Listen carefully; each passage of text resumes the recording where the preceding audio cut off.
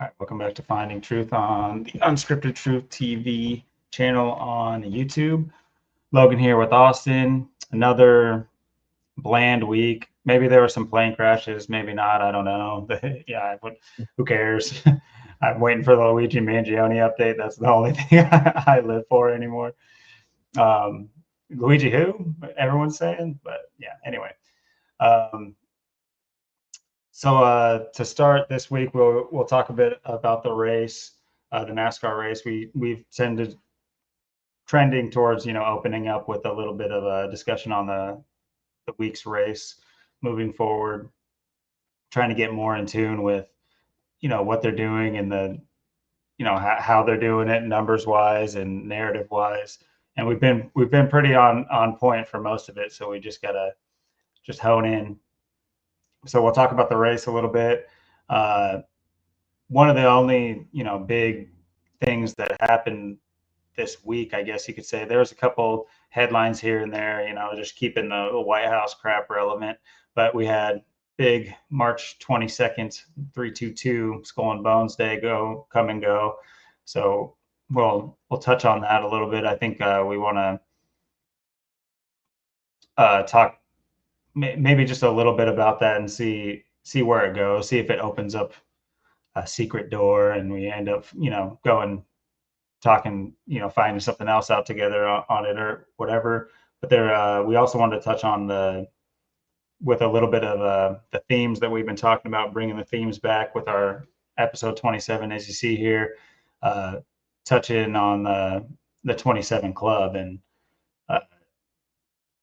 kind of the same idea. Just I don't know what you have to present, but as far as what I think we could do is we can look over some of the esteemed members Yeah. and see what we think about them, go over the narratives and just riff, really what we do best. If you're familiar with us at all, you know that's what we do best, or worse, depending on your attention span for it. But without further ado, I'll send it down to Austin. How's it going, bud? Well, it's amazing. It's almost April. About a week to go. It's crazy. This month's been kind of weird. It's like usually, March is kind of elongated month. It takes a long time to get through. It kind of drags on. It's just like, it's kind of a March to get to April. And it's just like this year, it's just been like, you just flick your wrist, your finger, whatever. It just boom, it's gone. So yeah, it's kind of weird. 322 just passed. It's just, unless they have something big for the last week here in March, we'll have to see. But otherwise, it just seems like I just got this vibe, just feeling like something's coming big for sure. April. There's so many things to look forward to in April. You really have to account for every day. It's just that kind of month. It's the real start of the year, so you can't be sleeping at all. But yeah, it's going to be. Yeah, it's just amazing what we're on the cusp of. It's a really exciting time. I'd say too. I don't know. This week's just been kind of weird. It's been interesting. It's I know it's like the night of like 321. The night before, or the day before 322, I was on my way home, and I seen this pickup truck was like flipped over. It was like under a bridge. Right as I was coming home, it was really weird. It's like, and it was just on its side, just sitting there with the lights on. I'm like, how do you even do that? Like, how do you even get right there like that? Like, how is that even possible? It's like the stuff you see. It's just, I don't know how they pulled that one off, but yeah. And then also, what was weird too, Friday before that happened was I showed you that spam thing. I want to talk about that tonight too. That's that spam message and all the stuff there was to that. Because there's just, I don't know, it's kind of my own opinion on it, but then there's two. I've been noticing just like this month, there's been just so much more just like rain. I'm just like, where has this been like all kind of, what we're normally expecting through the winter? It's like, it's just all been hitting in March. It's been pretty much just constant rain, and I'd say pretty much the heaviest rain we've had for the most part. there might have been some days here or there through the, the winter that were bad, but this month has been just like, for sure, I'd say the most like rainy. Um, I guess go figure, just the way they mess with the weather. And but then too, like, yeah, like I said, it's just like this strange, just like vibe. I don't know. There's this strange like feeling in the air. I don't really know what it is. I just know it's like April's coming. It's just like it's kind of this way every year, but this year just feels different to me. Um, yeah, just all the things I've been seeing, and like I said too, like that spam thing. It's funny too because I got that message. It was on, like I said, it was on the same. It was on 321 when I seen that truck on its side under the bridge there when I was getting on the highway to come home. But that spam message had the ticket of a due date of 322 the next day, and then it was coming from Austin, Minnesota. So it's coming out of Austin, Minnesota for 322. It's like, you got a day, buddy. But yeah, it's just, yeah, I don't know. Just like it's just been that kind of week, I guess. Like I don't know. I just my theory on that stuff too, because just that there's so much of that, and I sent you the video too where that's like happening, and I know it's. I've heard other people say they've been getting it too, the easy pass or whatever they're scamming people with, but they're spreading that around right now. But yeah, there's just so many things like that. There's just, and it's just like it's just they just have so many different ways to come after you and get you and mess with you and do things, and it's just like we were saying too before tonight, like the people that are getting like scammed on that, and or these other ones, or these other things that are happening to people. It's like I just feel like there's like nobody really talking about this right now, or Mhm. that does talk about these things, and it's just like, and some people, you can say it's not that big of a deal, but this, it's just another targeting attack. It's no different than having people shooting at you. It's no different than having people steal your shit, or you know whatever. It's all the same. And um yeah, I feel like something just kind of has to be done, and there has to be a push to um just do something about all this, because it's just like there's too many people right now that are in these positions where it's like, because I said there's so many ways people are getting attacked, or and it just goes unnoticed, and it just goes under the radar, and it has a lot bigger effect than people realize. I mean, um some people, they might, something happens to them, they'll just, snap and go kill themselves or something. So you never know. And like, this is something I've had to deal with my whole life, and it's just not going away. It's just becoming more of a problem. So, and it's just, and they're just becoming more ways they use to come after you and, attack you with it. So um, and it's a bit different for everybody. Everyone kind of goes through it differently too. But yeah, it's like, just the fact that this continues to go on, and people allow it to. And it's so frustrating and annoying, and it's just like, even these messages you see, like maybe you're just driving YouTube, and these commercials that come on and stuff. It's just so garbage. It's just so like, what is, wow. It's just like, where even am I just feel like we're just living in a very, very strange moment right now. It's like the calm before the storm. It's like the eye of the hurricane right Mhm. now. It's wild. Well, yeah, to touch on the scamming thing, we spoke just really quickly before we started here, and then also, you sent me that uh, earlier this week when it was happening. But yeah, I mean, theories abound. I would say, let's just take our tinfoil hats off and say that everything is like legit with law enforcement and what they say they have at their disposal. Well, what would happen is why these things are allowed to proliferate, these out out off country scams, these in country scams, these mail thieves, these identity theft things, is they would say they're pulled too thin. And what it becomes, the bureaucracy behind that is that they would be paying people who make an absorbent amount of money to research and to put their time and effort into to catching these identity thieves and these things that they got to hunt the big fish. It's very much just like the idea of like, imagine one day you have your child abducted, and it's just like, imagine the police telling you like, we have all this other stuff on our plate, so sorry, your child's you know what I mean? It's just like, you cannot hear that. There's that, you would never want to hear that. But it's in the same vein. They would they'll government is a never-ending sponge for our tax money, but it's never there when we need it. And then, so yeah, to keep it on the scamming thing, it's just, they would say, it's stretched too thin. There's too many ways to attack you. And on a part of that, I agree, but it's the kind of the double-edged sword of technology.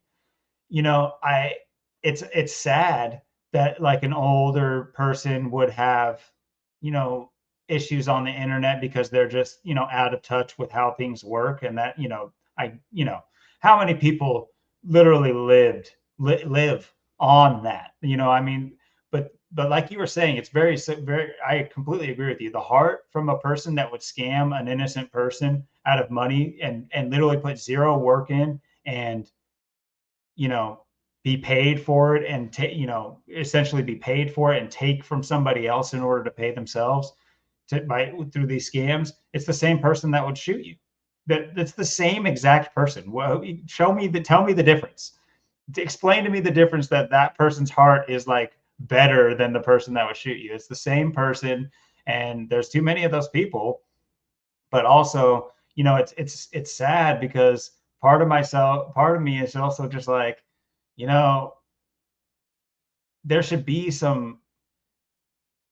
I want to just be not nice. I had that whole episode last week where we talked about how, the curse of niceness.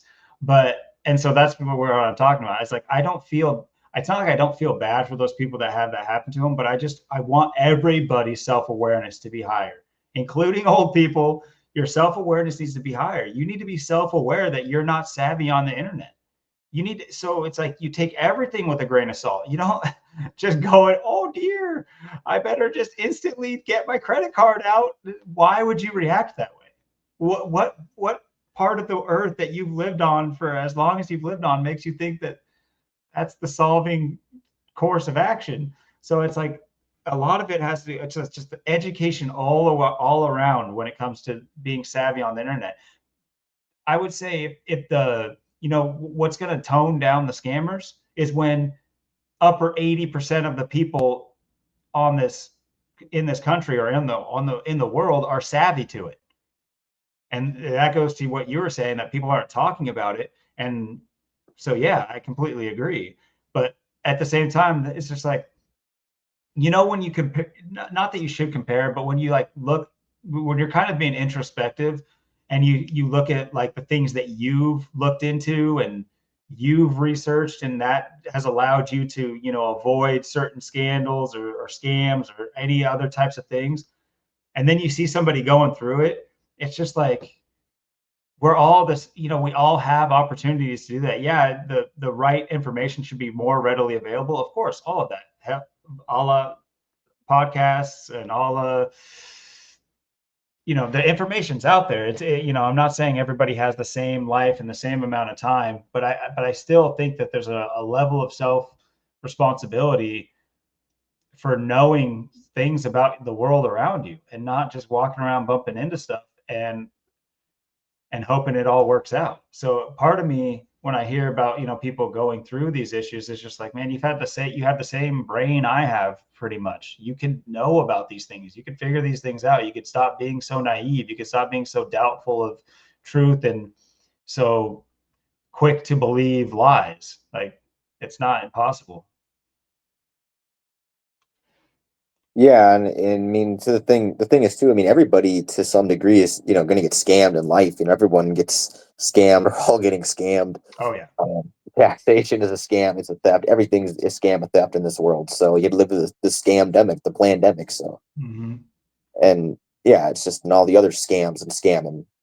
and schemes they have, and yeah, it's just the thing is, I mean, like I said, I mean, and I was just talking about this last episode too. Like, what are they going to do next? You know, what they come with next? You know, how are they going to target me next or whatever? It's just, yeah, it's just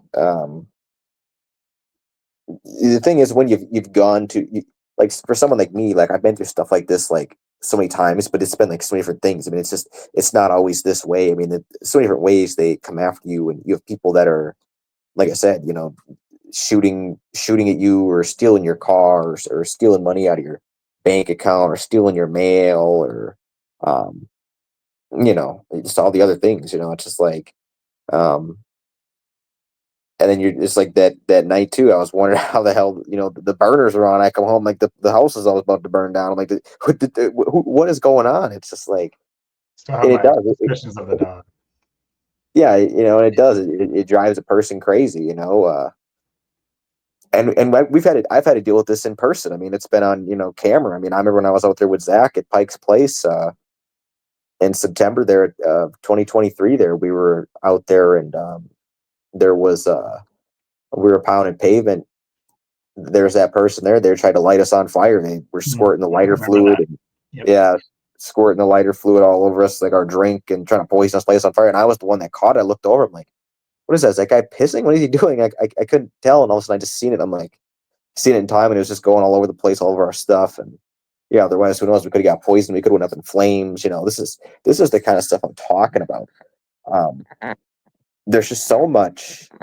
Um, and this is the thing. I mean, there's billions of dollars in this a year in these things like this. You know, these scams and these and things like this. So this is a huge deal. I mean, it's not as small as people think it is. And there's so many ways, you know, ways they come after you and things they could do, and it could just be a psychological trick. There might be an attack. You know, you know, you just never know what they're going to do and how they're going to, you know, come after you next. And a lot of people, yeah, like I said, I was just talking about this last episode, like I said, and um, you know, this is just like a very minor example, but you just see the way they mock you. I mean, like I said, the ticket with, you know, paid by 322, and it's from Austin, Minnesota, and it's, um, you know, and I obviously, like I said, I know like Austin, Minnesota. I've been, you know, through like the southern part of Minnesota and the northern part of Iowa. There, I've taken that, you know, I-90 many times. You know, you go through like Blue Earth and stuff, and there's nothing out there. There's no tolls. There's literally nothing. So, you know, obviously know that's if they're saying there's a, you know, a ticket or something coming from that area, and you haven't even been there. It's like you just know. And then it said I was removed from the thing too. Like it said someone removed my number. So I don't know what that was about. You know, it's weird though too. Today I was Ubering too, and then someone was calling my phone, and then uh, I answered it, and I think someone wrote my number down and gave it to somebody, apparently, but they thought it was a different number. They're like, yeah, maybe it was like an 8 or something, but um, or they couldn't tell what it was. And either they pushed my number or they gave them my number. But yeah, my phone was ringing, and like something about Fred Myers. I'm like, oh, I'm doing this delivery right now. I'm like out doing this over here. Like I'm not even part of what you're talking about. So it's like that's what I thought it was my customer. I thought it was maybe a customer I had, or maybe it was the customer. I'm like, wait, so who is this? I'm like, so yeah, it's been kind of a interesting, weird week. There's just been like a just weird vibe right now. I don't know what it is. It's like I said, it's been just such a quiet month. It's gone by so fast. We've had so much rain, and um, the weather's just been kind of weird. And then just you know, there's always, you know, like I said, a big event or something in April, and it's just like we've been talking about this, and we're a week away from it. And it's like, you know, here it comes. You know, businesses getting ready to pick up in a major way, and we don't know what's coming next. Yeah, April should definitely be a big one, like you say. You know, for those in the know, you know, it's the more true beginning of our our solar year or whatever it is. Obviously, things have been adjusted by certain certain powers and structures for centuries now. But yeah, the uh, is it just April 1st?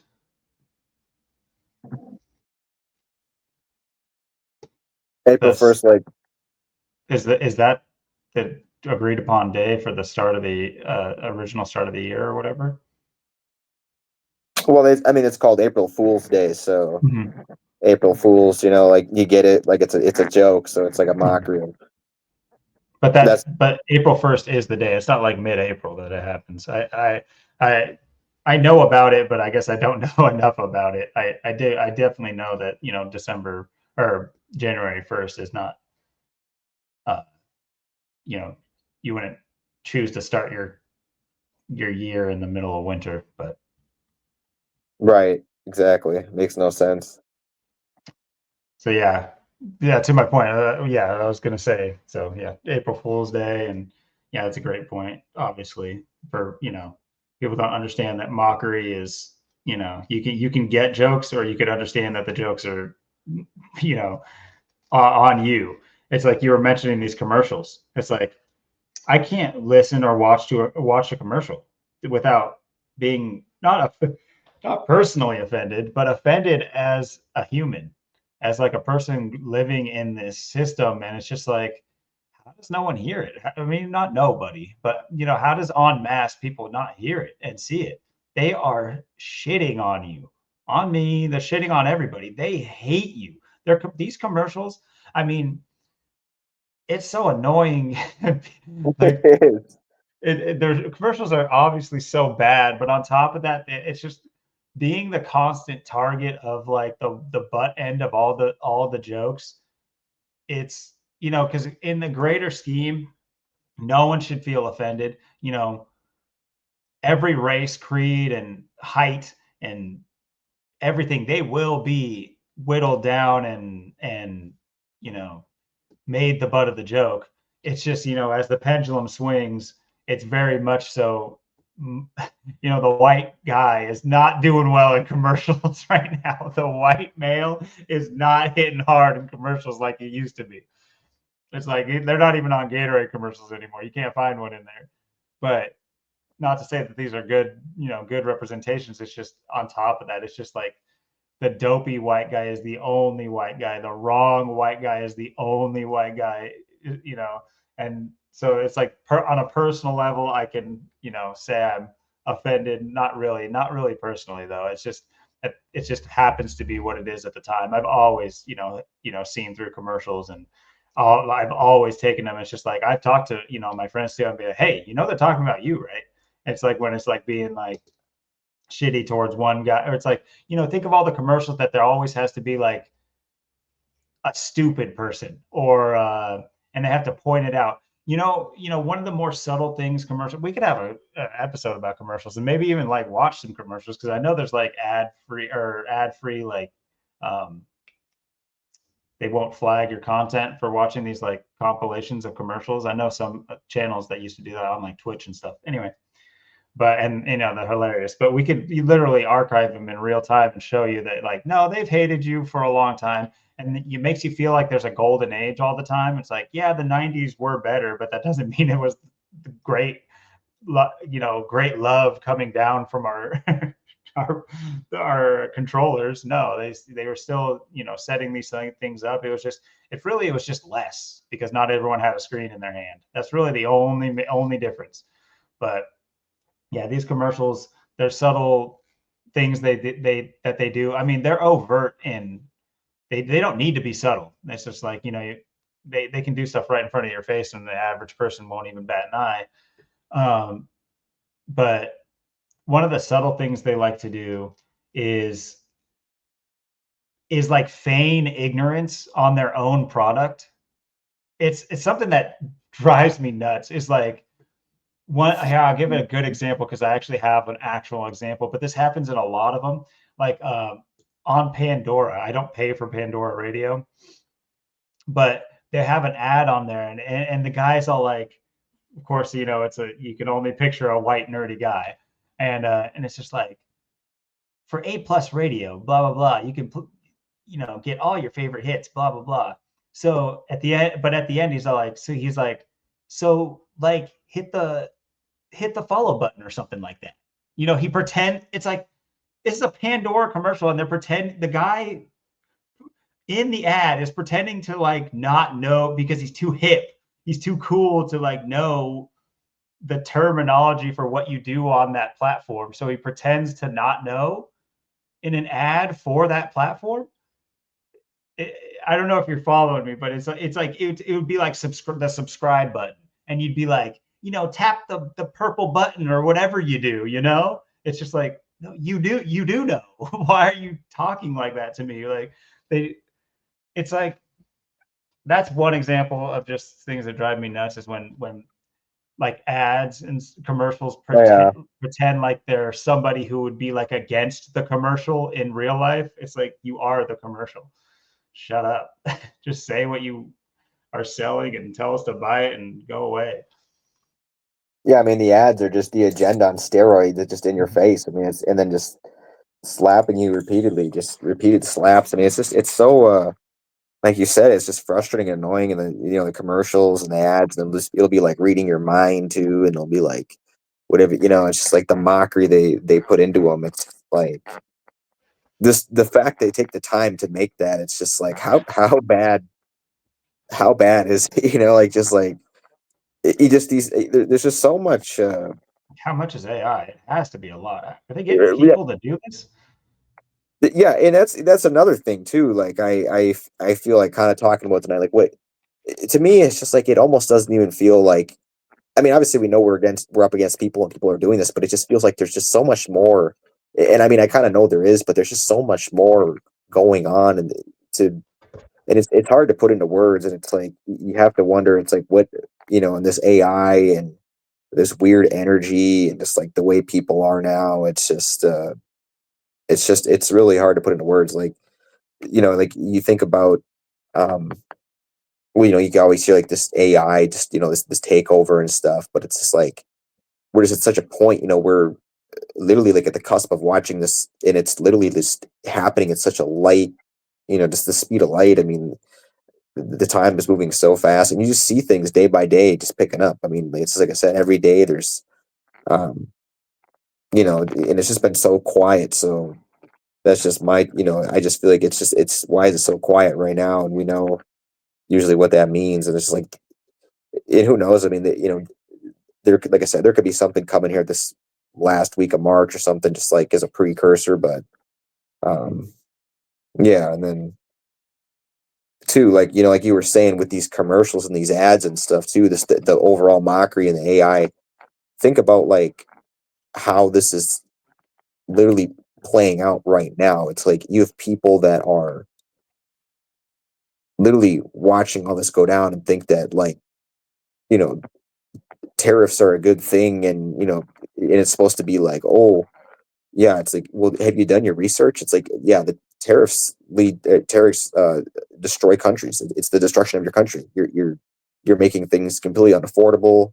The inflation's through the roof, and it leads to wars and everything else. So it's like, yeah, and people think that they're winning, or it's like, oh, it's like, what else can you do? And then you just have all these people just lost in the sauce, just because they have no, they don't do the research, or they're just just it's even the commercials that I hear on TV too or something. It's so stupid. Like if the TV's on, I walk by or hear something. It's just so stupid. Like I can't stand like how retarded people are to just sit there and just take this in and just not do any research. But like they might know something like, oh well, I know they control the weather or whatever, but it's like who cares, man? Trump's gonna be on. I gotta go watch. It's just so stupid. It's just like they can't see the obvious. Like I always say, if you can't even see the spraying, you can't see anything. If you can't stop the spraying, you can't. And then people want to just act like everything's fine, everything's okay, everything's just normal, and then they don't even want to. It's just going to be someone else's fault at the end of the day, and then that's what it is every time. It's just like we know the pattern. We've seen it. I know you've seen it. We've both seen it. We know how they play the politics out. It's um, the Republicans, the red, the conservative. It's always, somebody else's fault. With Bush, it was 9/11. You got to blame. Oh, it's the tall heads. It's the Middle East. It's them. And then it's the you know with Trump you have COVID, so you have to blame China and blame the Chinese, and it's their fault. And then now whatever event's going to be next, whatever Trump's going to do, it's just going to be someone else's fault again. So it's like we already know the script. That it's like they're just mad that we know the script and we can see the script, and they're just thinking that they're watching the real deal when they're really not. They just, it's just it's so unfortunate that we have to go through this, but it's like, it's just like it just makes you so like proud though too. Like you're not taken in by just the TV, you're not taken in by just a garbage source, like you actually can think for yourself. You actually know what's real. And, that's just like, that's where my positivity just comes from. 'Cause it's like, man, you could be like them, just, they tell them to go take a jab right now. They'll go do it. And then, whatever they tell them to do, or put the diaper on or whatever. And it's like, yeah, it's just amazing right now. Just amazing. And then just still seeing the people too, just with the diaper on, or if they're going to go for. So you have these impending agendas, and then just, I know we talked about too with Trump and the changing of the or abolishing the school system or whatever that's about. And just that's total mockery in itself, because um, all the kids in the Illinois school district, they can't even, none of them can, read or write, and they can't do anything. They're just completely, destroyed, dumb, got their time wasted. It's like, and this is what people are paying for. Again, this goes in the scam category, school, the scam, spam, just drop the school right in the garbage basket, because it goes in there too, because it's just, you just see what it's doing. It's another part of the system that people think is needed when it's not. And it's clearly not doing the job anywhere in any district, and damn sure not in Illinois, because nobody can do nothing. So you have just a complete failure there. And it's just like, this is where, people should be, outraged at the whole system, and see the whole thing for what it is by now. Well, it's almost like a self-fulfilling prophecy with that too, because I think, I'm sure Illinois, because of Chicago and the surrounding districts, is also one of the most high crime states because of Chicago. And then so at that, you could sit there and say, oh, the schools, it's the school to prison pipeline playing out in just a small microcosm right there. You can just look at that one place and see like how it works. Um, yeah, absolutely, man. And the mockery, it runs deep. And I know you were saying it's been relatively quiet, but like they love to do, it's just been nonstop, everyday coverage of Trump. And it's like the whole thing is like they're super transparent, and they're um, they're going to do what Biden wouldn't do. And that's why they put Biden in there, is so that he would give an address every 2 weeks, and you'd be wondering, well, do we even have a president for a month? And then he'd come out, and there he'd be, and then we go back to wondering what's going on, which is almost better. It's just like, you know what, I don't think anything's happening. Of course, he was signing millions and trillions of fake fiat dollars over that we worship over to other countries, or not. Who really knows about how they move this money and what it's all for? It's probably all just going into bunker building exercises. And I have my own theories about wars that I'm not going to sit here and say nothing's ever done. I see them leveling cities, but I also know what demolition sites look like. I also know of what our history is full of. Name a big city in our country that hasn't gone through a huge fire back before, aerial bombing was a readily available technology. Oh, they just had massive fires all the time, brick buildings being, turned to dust. So, and that includes Portland, includes Seattle is one of the biggest ones.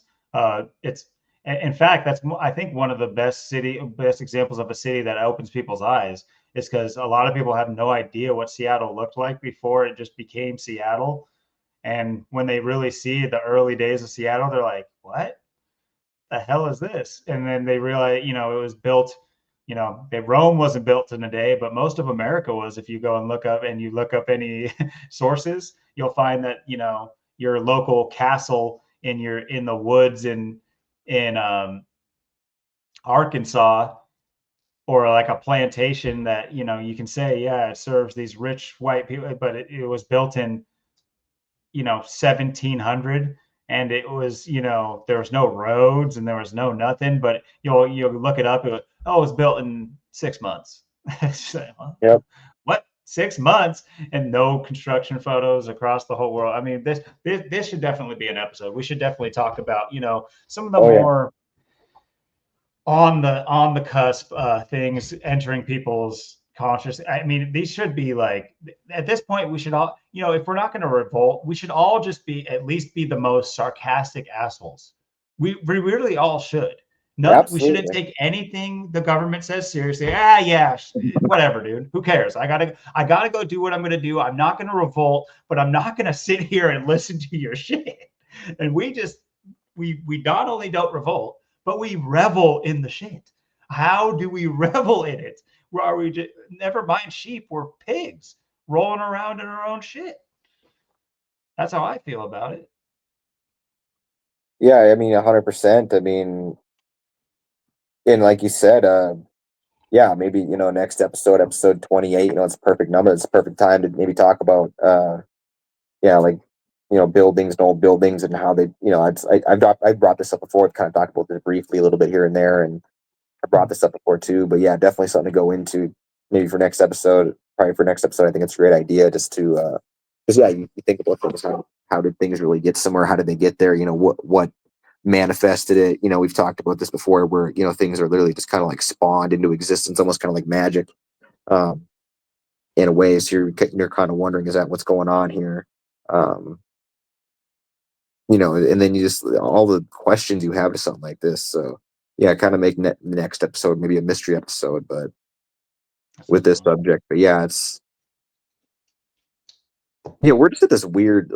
It's just such a weird time. I mean, like you just see, like I said, I don't know like the timetable. Like you just know that this year, like maybe it's going to be the summer period, but I just feel like by the end of the year, it's just going to be, who knows, like, and I don't even know where I'm going to be by the end of the year, like next year, but um maybe, like I said, maybe the big event is planned for 2 years from now. But I mean, the writing's on the wall either way. I mean, you're going to see everything, and whether it's 2027, or it's this year or whatever. Maybe it's next year, but yeah, I mean, we know the script, we see the script, and people are mad about or us, or maybe they're because we see the script and we know what they have, and we know how they do things, and we know the plan, and they want to think they know what's going on. They want to think they have a seat at the table, but it's just like these people they have no hope for anything else, so they have to just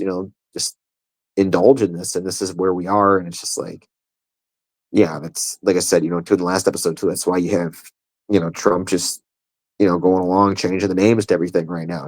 It's not the Gulf of Mexico, it's the Gulf of America. You know, changing names and moving things around and doing these things. Um, literally just flaunting their plans in front of them, but and then people want to, and then people like the people think that there's going to be with Trump doing this whatever, but he's just being told what to do. He's just doing his puppet deeds, and then you have um, Congress that will just shut whatever down anyways, and then things don't even get passed. So you just have this show going on now. People are going, oh, see, I mean, what else can Trump do? He's got to do tariffs. I mean, what else can you do? And then, oh, see, he's trying to do this and do that. They're trying to put on a show right now. They're trying to put on a big act, and uh, there's still just way too many people falling for it and just giving it attention when nobody should be giving it any attention at all at this point. Yeah, especially with the acts on against foreign nations, whether it be tariffs or whether it be troops Americans entering into there, and this isn't some coming from a national that mindset of being nationalistic or whatever, but it's weird how the Department of Education, that's got to go to Congress. This has got to go to Congress. This has got to go to Congress. Well, we're just tariffing, and you're going to suffer for it. we're just going to do that. That stuff is just, I just say that happens and it happens. There's no Congress that shuts that down. There's no, there's no one. It's never. There's never. There's only a puppet that pretends to be for the people, and right now that's Trump. There's not going to be. It's not Congress. I mean, I'm sure for some liberal leaning people, they might see that still believe in politics. They might see Bernie Sanders as doing the right thing because he's making some resurgence in the headlines, and they're throwing his old ass out there, his old rich ass out there, to preach to all the poor people about how terrible the rich oligarchs in our government are. Anyway. But I'm not sided at all. It's just these people are all scammers. Like, since we're on the subject of scamming, and yeah, it's odd to me that these things don't go to a Congress vote, or if they do, why the tariffs were enacted so quickly and easily, and why does the president have like arching power to just put tariffs on another country, or go to war with another country? But when it comes to the Department of Education, which has to do with the people and their kids that live in the country, the individual states in your country, it has to go to Congress, and it might not pass. It's like, we're not voting on that though. It's just other people deciding it. But when it comes to something that we would definitely say, hey, do you want everything to be more expensive? We're just going door to door making a survey. Do you want everything in your life to be more expensive? And do you want the threat of war looming? Yeah, I kind of do. That'd be kind of sick. Yeah, yeah. Nobody's saying that.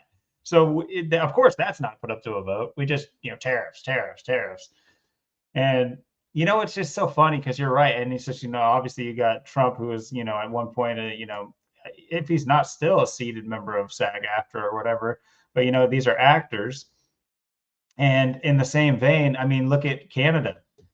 Look at all those I'm not nationalistic. I was going to call them pansies, but just in an American way. Just every other nation is like weak, but that I've seen their story playing out too, with the whole Trudeau stepping down, and they have that other guy going in now that's like a liberal led, but he's posing as a more conservative take on prime minister. But I've seen the buildup of that Pierre Poilievre guy. He's been pushed so heavily on social media and everything like that. So we'll see what they do with that. But you have him coming out and like, at a certain time, I think it would be like synonymous with Trump. People would say, yeah, Canada's going MAGA. The idea, not necessarily for Trump or America, but he's going with that, nationalistic, make your country first, put your country first, which is what he runs on. What Pierre Poilievre runs on is Canada first. That's his whole motto. But anyway, it's like, wow, so unique. No one's ever done that here. Anyway, but now they're butting heads, because he's like, I'm not taking my tariffs off first. America's going to have to take their tariffs off first before we take our tariffs back off, because we countered with our tariffs. So it's just like, and yeah, and you're right. These tariffs things they're what they are is they're an excuse for war. War is going to happen whether or not these tariffs are in place or not. It's just a fuck you in the meantime. That's what it is. It's like, hey, in the meantime, we're going to run everything up in your household,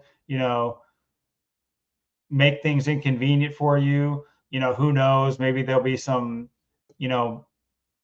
mail incidents to where we'll get to reprise that whole SARS thing, and maybe that'll get the masks back on you. Maybe I'm just riffing here.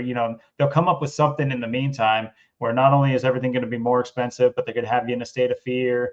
You're not going to know what's going on with your kids because the Department of Education. You're not going to know what's going on outside of your house. You're not going to know what's going on with, if you live in Detroit, you're not going to know if you're going to wake up in a pool of frozen water.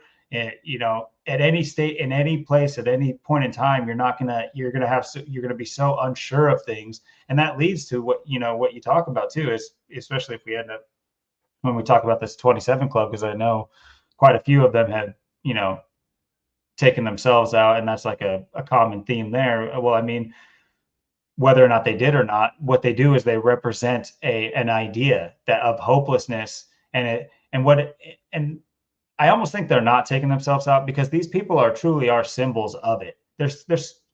These people are symbols of suicide. They become symbols of it to where it's almost glamorized, and it gives you this like out, like the Lincoln Park guy, and obviously Kurt Cobain. Was it Chester Bennington? Chester Was that his Bennington, name? yeah. Yeah. These people become symbols of it, and it's just like it almost gives people the excuse. It's just like, no, you know, now you have all these people that resonate with it and would understand somebody doing it. Nobody should be doing that. Nobody. Yeah, I mean, I'm including the evil people.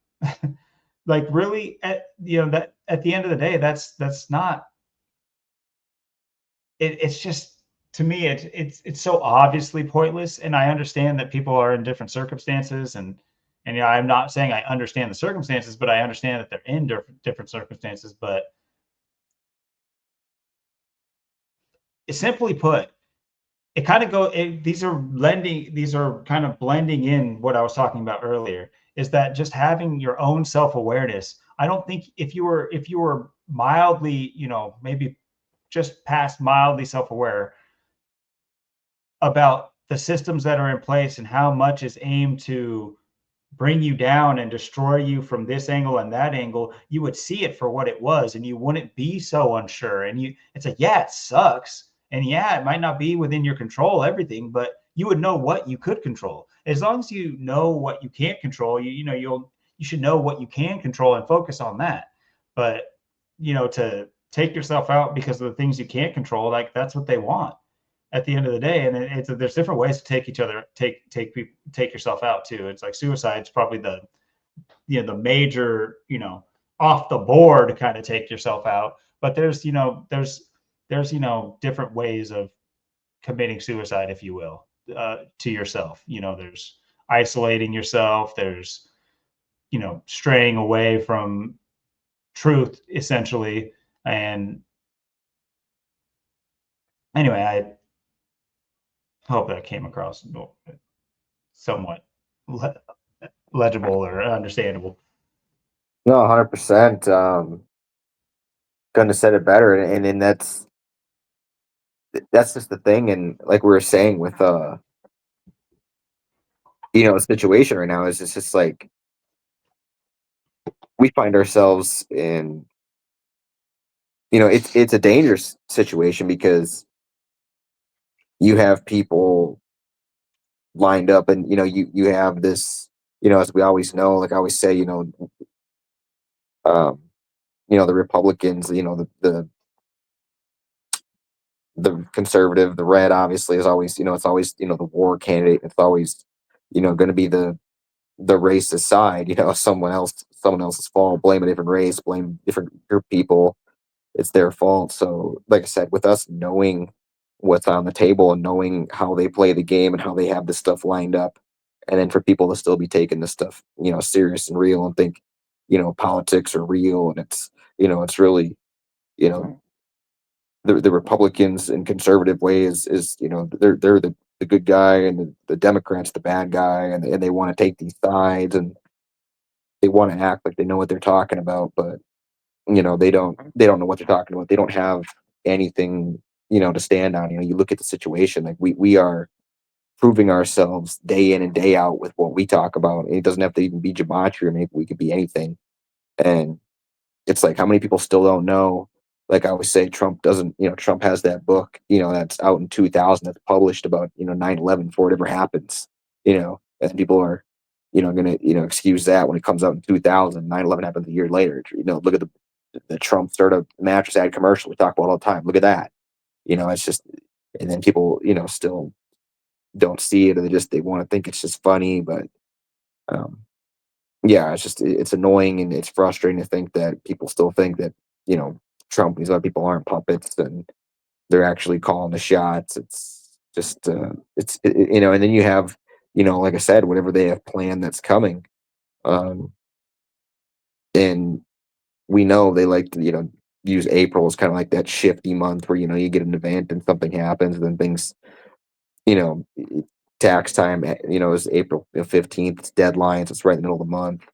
Um, and then you always have, to watch out for, like I said, every day of April. So we don't have like a certain time where it's like, any day. I feel like this year could be and it's like I said, it doesn't have to be this year. It could be 2026, could be 2027, but there's no doubt they have something majorly lined up to, like I said, blame someone else and get whatever they're going to have pushed through and have their way, and then just have people just bite it hook, line, and sinker, which shouldn't be happening. But unfortunately, that's just where we still are in 2025. Yes, and unfortunately, yeah, I mean, maybe we should talk about less unfortunate things. I mean, it's hard not to. Yeah.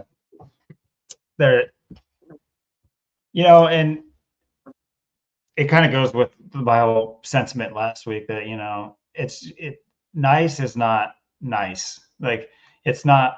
There's a time and a place for every, you know,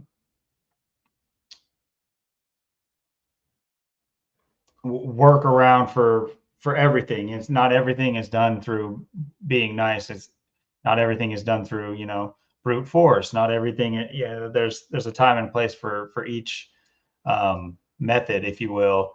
And I just think right now we have the chemistry is way wrong. He's like, you're making the Powerpuff Girls, and they're all going to come out, just like hairless, retarded, like weird diseases or something like that, because we just got, way too much nice mixed with way too much angst, mixed with way too much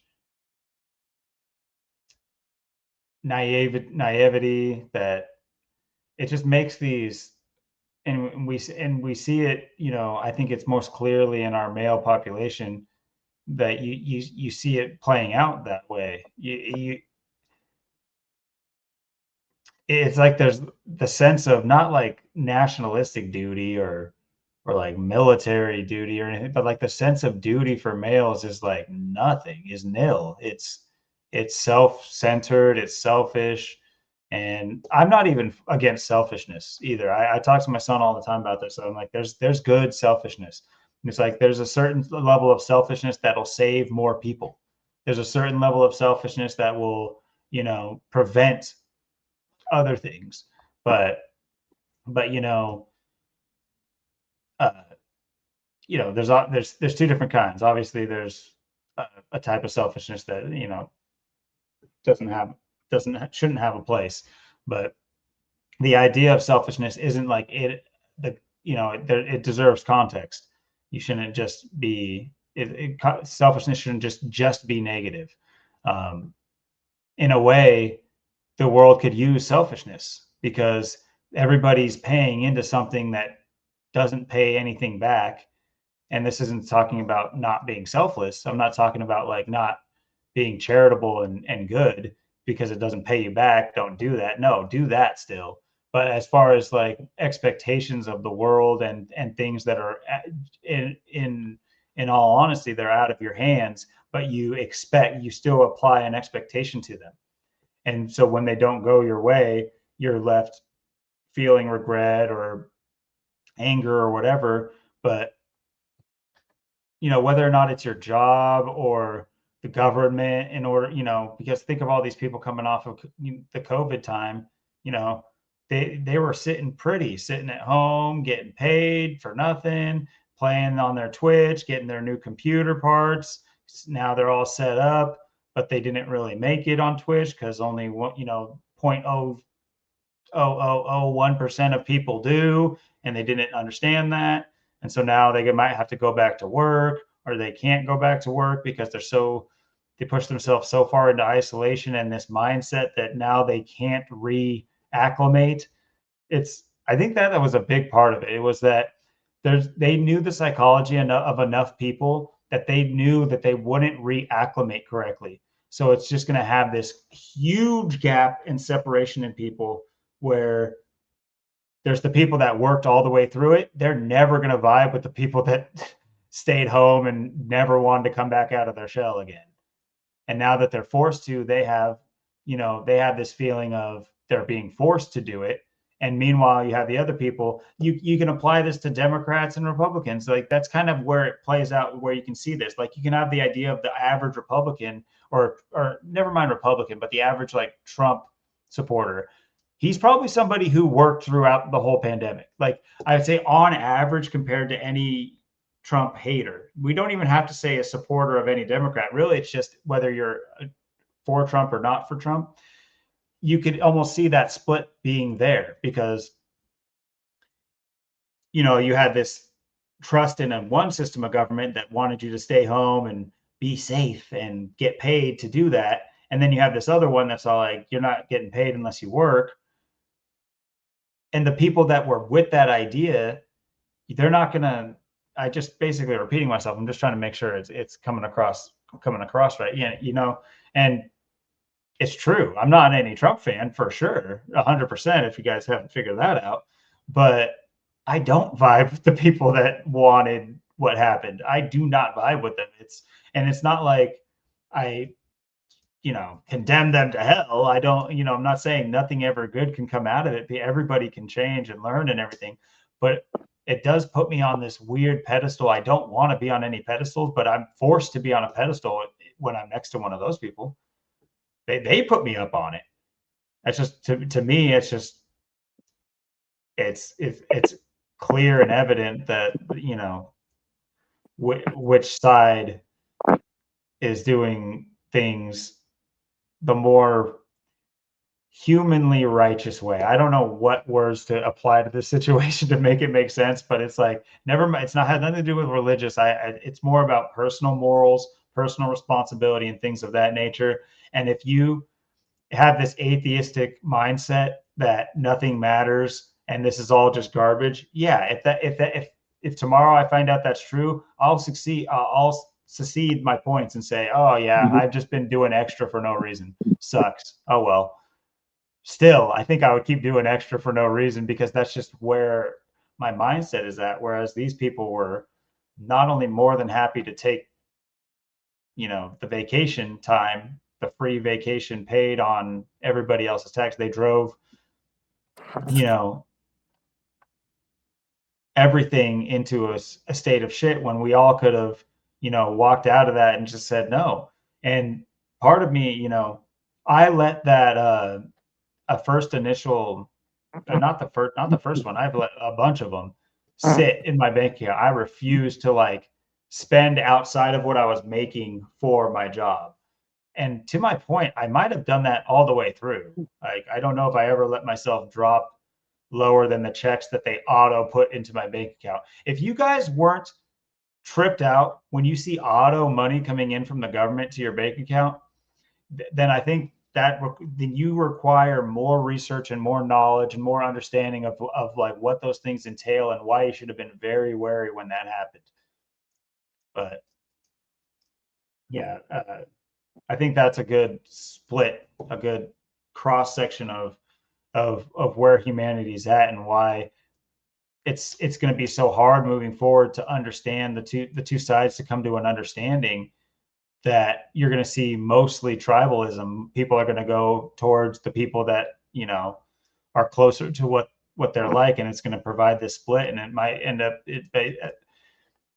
further down the line. It might be that, that point that causes the quote unquote civil war, which I think is going to be a romanticized version of an actual civil war between like state lines and us all dividing the country and like shooting. And I don't know if that'll happen, but civil war could present itself. I mean, in a way, we're already at civil war with that cross split that I'm talking about. Absolutely. I mean, and you said it perfectly too. COVID changed people, and and it's been 5 years, and I know I've definitely changed too from COVID in the last 5 years too. Just and just even just like my, I guess just transformation as a person, and just like going through time, and how the world is, what life was like before 2020, and how I was, and then what it's been like now. And it's just we're living in that. It was a great dividing moment. It was a great moment of division. It was a great moment for the divide, and that's what we're living out. And we're just living out the, like you said, like the sides of it now. And we know, we've seen enough of it. It's been, I've been here for 30 years now. I've seen it, on each side, how it goes, and we know the script, we know what they do, we know how they play things out. And it just helps when you're ahead of the game, and you know what's going on. And then you just sit there, and you just kind of anticipate their next move and what they're going to do and what's possible. And then everyone else, they're just going to sit there and think they know what's going on, like I said. But I'm just, yeah, we're just at this moment where I just feel like the next, who knows, like I've said, will Trump even finish his term? Will we see him, because I've said too, him being the last president, or there's not a selection for 2029, or he dies in office, he gets assassinated, something, or just we just see something happen where he changes the laws, changes things around. I mean, that's just what I see happening. So um yeah, I mean, it's just, this is pretty much the road to Agenda 2030, and you're owning nothing and being happy by 2030. So that's what I see. I just see this is the time they're going to use. And like we've said, there's a reason why Trump is in the news every day, and he's always on the stage, and it's always about him, because he's there for a specific reason, to lure people into the trap and suck them in and fill them with garbage. And then they're just going to, like I said, they're just going to be so drained with the garbage, it's going to kill them by the end of it. It's just like, what are people going to do if, it's weird to think, because Trump's never going to go away. If he's still here, he's never going to go away. It's not like he's just going to disappear and fall off, because he's not like the rest of them, where he's just, like I said, they just use him. He's just there all the time. So yeah, I just feel like that's just the way they got it. Yeah, and sometimes these things, like, I mean, we can consider them reaches, or it's just like it sends us into a creative space in our head to where we can, see a link that we might not understand, might not normally see. And maybe this has been brought up before. I could see how it would have been. I'm probably not original in thinking this, but it just made me think about a video game I used to play. I played it very briefly because it wasn't that good, but it's called The Division. It's a Tom Clancy game, so like Splinter Cell, if you've ever heard of that. And just listen to the plot, since we're talking about the great division of COVID. On Black Friday 2015, a viral epidemic transmitted by a smallpox based virus planted on banknotes sweeps through the New York City. The disease known as green poison or the dollar flu causes widespread chaos, and major cities across the United States are placed under quarantine. Facing the collapse of law and order, the United States government activates sleeper agents in the population who work for the Strategic Homeland Division, blah, blah, blah, assist boots on the ground type people, blah, blah, blah, in restoring order. However, the first wave of agents deployed to New York City goes AWOL, forcing the deployment of a second wave. Either way, you get what I'm trying to say with that. And this was, this was said in 2015. So interesting that, I had no idea that I wasn't really, I played this and I never really thought about this in, come 2020 or 2019. So, it's a, it's something maybe worth thinking about, because they had a sequel as well. Actually, when was the sequel? Yeah, I played some of their older games. I remember, like, on the PS2 and stuff back in the day, the Tom Clancy ones.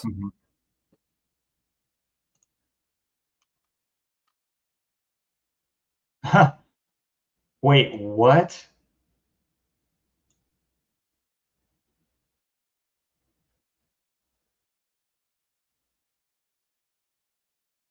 When was the first day of the pandemic? Or when was the pandemic declared? See, these are things that I knew and then I forget and then I get them mixed up with other dates.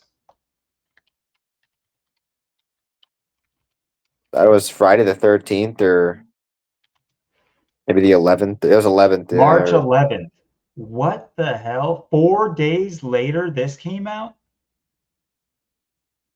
about a pandemic that, and this is the sequel, obviously, but wow, good timing. Exceptional timing. Well, I guess this was the anniversary, I should say, of this coming out. But still, interesting. I think there's probably more to look into with that. Yeah, there's always. I mean, you always find the mockery with this. Find deeper meaning, deeper patterns. 4 days from the anniversary of the Division 2 coming out, the pandemic's declared. That's like the game I used to play, Mercenaries, on the PS2 that came out January of 2005. Game Mercenaries, and it came in the gaming company is called Pandemic. What a name. So Pandemic Games releases Mercenaries. And then if you play the game Mercenaries 2, it literally is the Venezuela, and people are eating out of the garbage there down in like Venezuela and stuff. It literally is the collapse of like Venezuela and stuff before it happened. That came out in 2008, and then Mercenaries, like I said, came out in January 2005.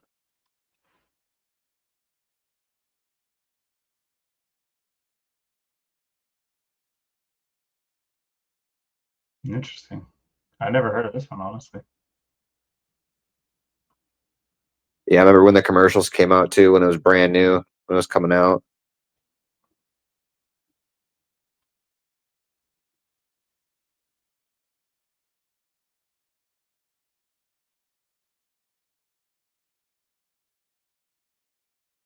Yeah. hmm. Hmm. Okay. Pandemic Studios. Yeah. That's what I was looking for. Oh, okay. Yeah, they have other games that I would have known. I remember this. Funny how they put that in your head. Oh, it's a Lucas game too. Yeah.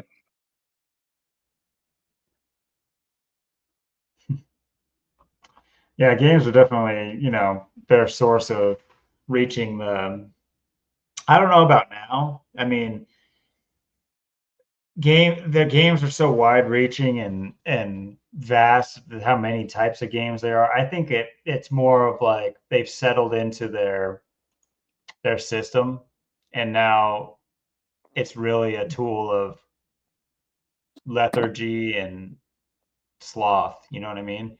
It's really that's what it Yeah. is. It's not really it definitely can still be used to subconsciously put things, into you and your kids' heads and things like that of that nature. Yeah, yeah, of course. But I think overall it's kind of settled into its form that it's going to be,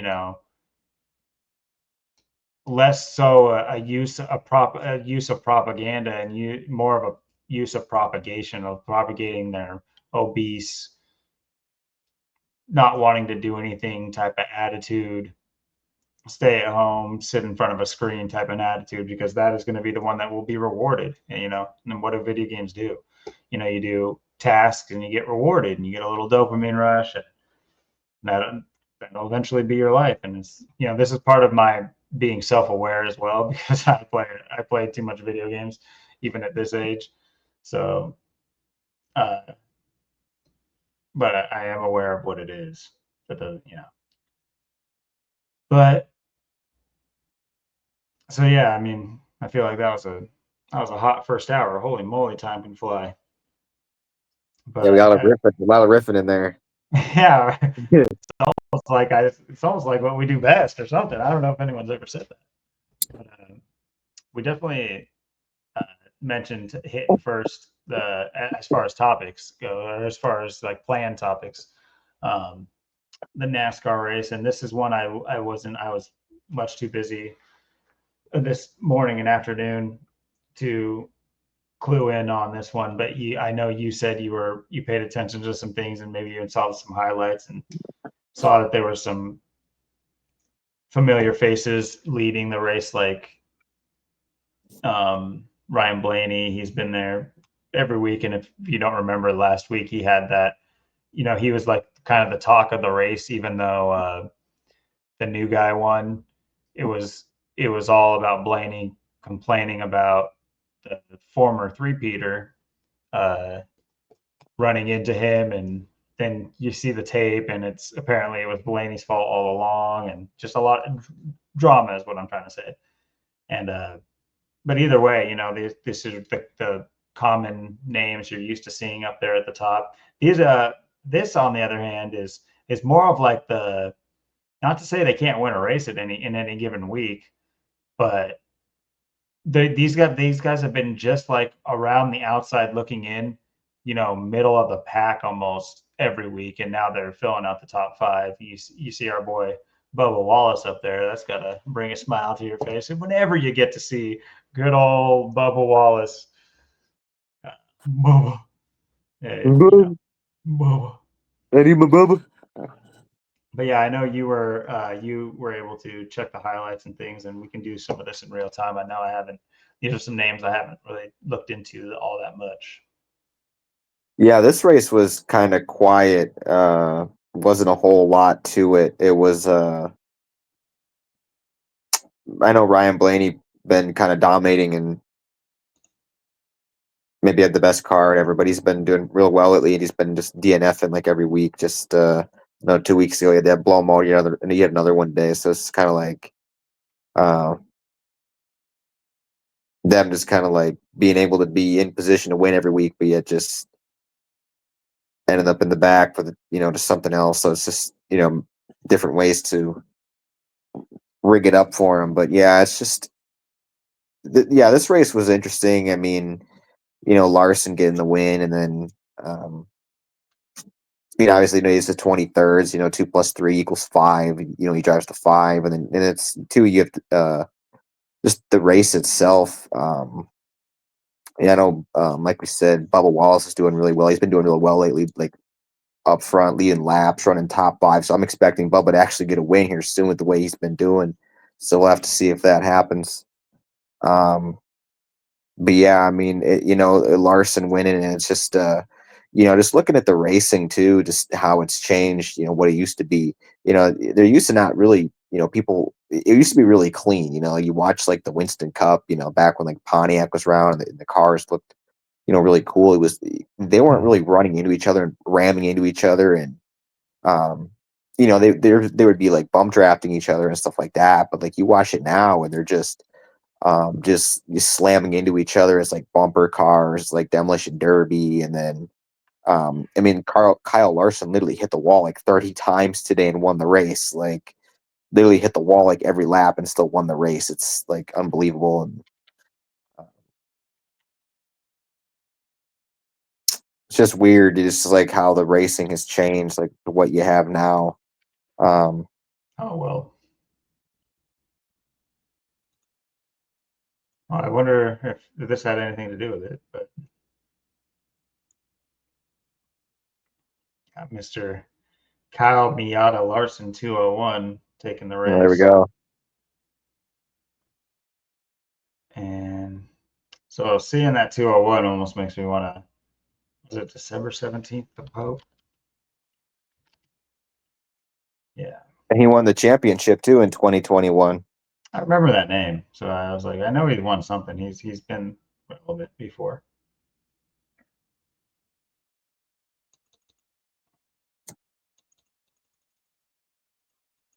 Yeah, another big thing we missed on last week too to talk about as well, to go in with this race as well too. Last week, like I talked about the 21 car, and then I seen in my feed this week, I got a post. I seen that it was the 5th win in 24 years, and every win that's been in the last 24 years, the 5 wins were a first time winner. You had Elliott Sadler in Bristol of 2001. 10 years later, you had Trevor Bayne at Daytona, and that was, like I said, on his birthday, his 20th birthday, turning 20, so in his 21st year, and wins it, like I said, in 2011. And then you have Elliott Sadler winning it in 2001. Ryan Blaney won it then in at Pocono in 2017. And then Harrison Burton last year won it in 2024. And then this year you had Josh Berry last week win in 2025. So it's been pretty interesting how you've had this 24-year play out of these 5 people, and it's all been their first win. I've talked about how it's always like special when the 21 wins, and it's always like kind of meaningful. And then now they've gone 2 years in a row with a win. So maybe will they get have a repeat win for like the first time in a really long time, or will they get another win next year? So it's like something to look forward to. And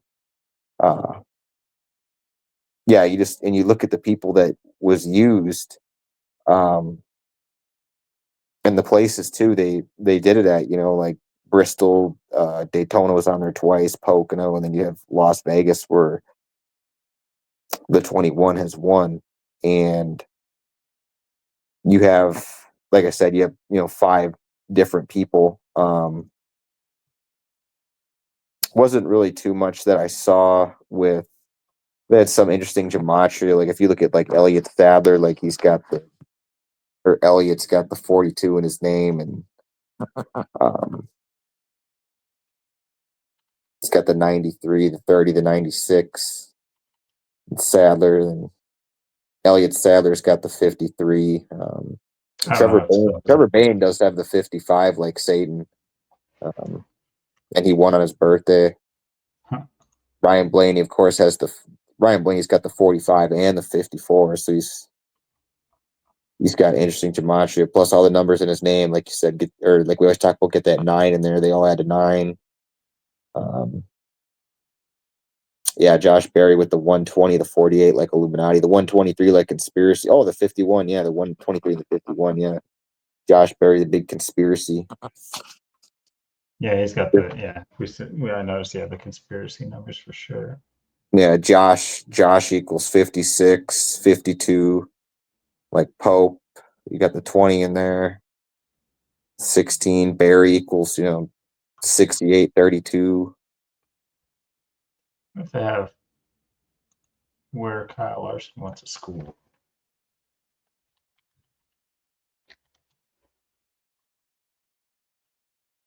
Then you got, like I said, Harrison Burton, like Kamala Harrison. So you got that mockery too.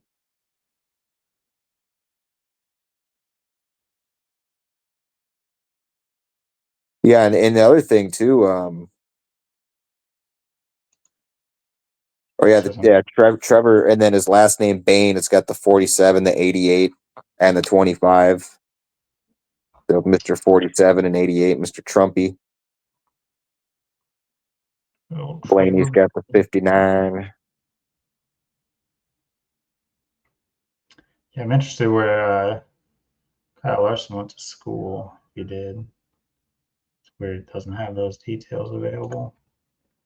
Yeah, and what's interesting too about the race today as well, it was the name too of the event, because obviously it was at Homestead,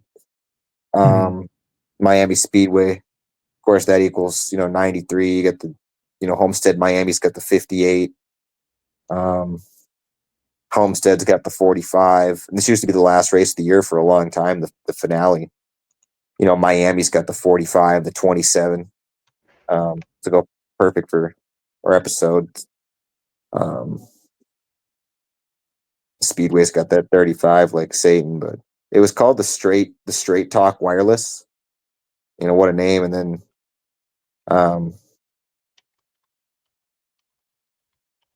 yes, if you Straight Talk equals 47. It's got the 79 too. And then it's weird too. Wireless got the 38, the 110, the 52 like Pope.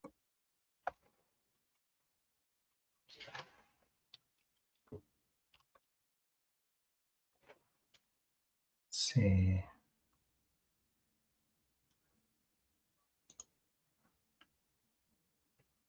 And he's just the third winningest driver now in Hendrick behind Jeff Gordon, Jimmy Johnson with this win as well. It was his 30th win today. Big 30. I would assume he'll get his. Wonder if that almost guarantees two more wins this year, with him being 32 years old. That could be something. Yeah.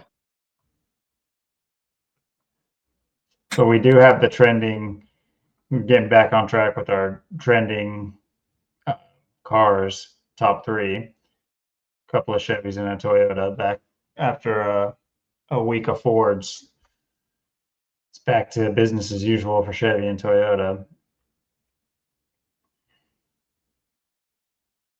Yeah, and you just seen how, like, in this race, how it was just like Ford dominated Phoenix too and could have won, with Joey Logano and stuff, and they screw him out of it, and then Blaney blows up, and then Blaney blows up again. So, you've had the Fords doing well, but literally DNFing every week. So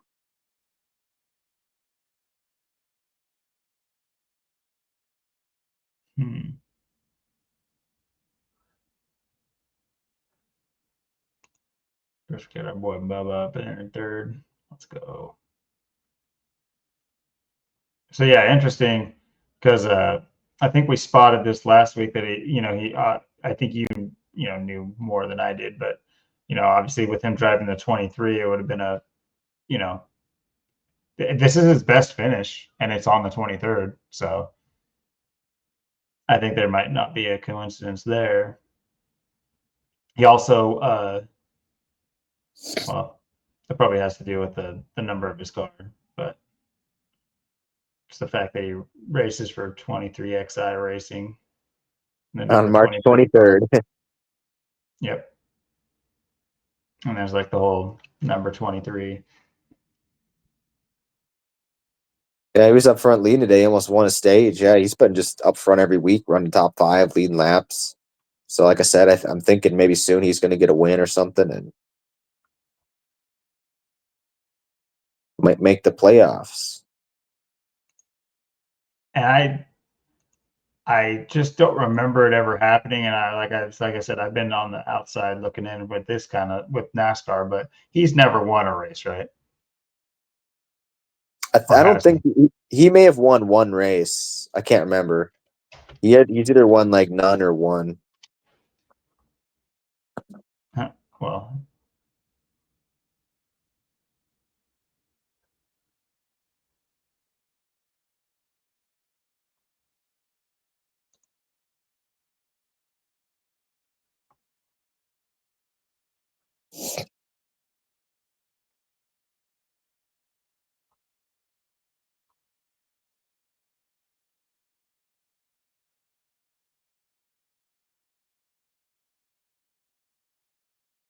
so he has 2 wins. Oh, he does have 2. He's got 47 top 10s. What do you know?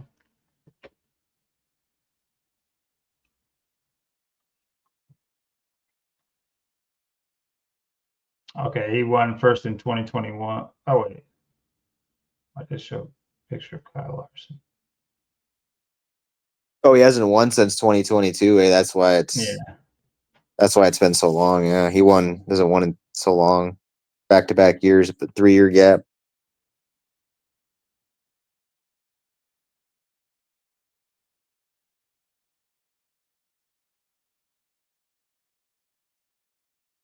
Oh, he used to race in the truck series. I didn't know that.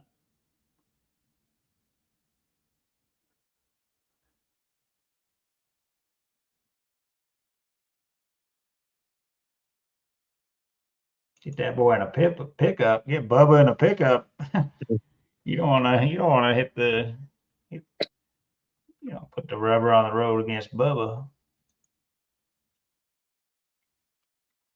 Well, it's also just odd too. We talk about the sponsors. It's like, okay, Pennzoil makes a lot of sense.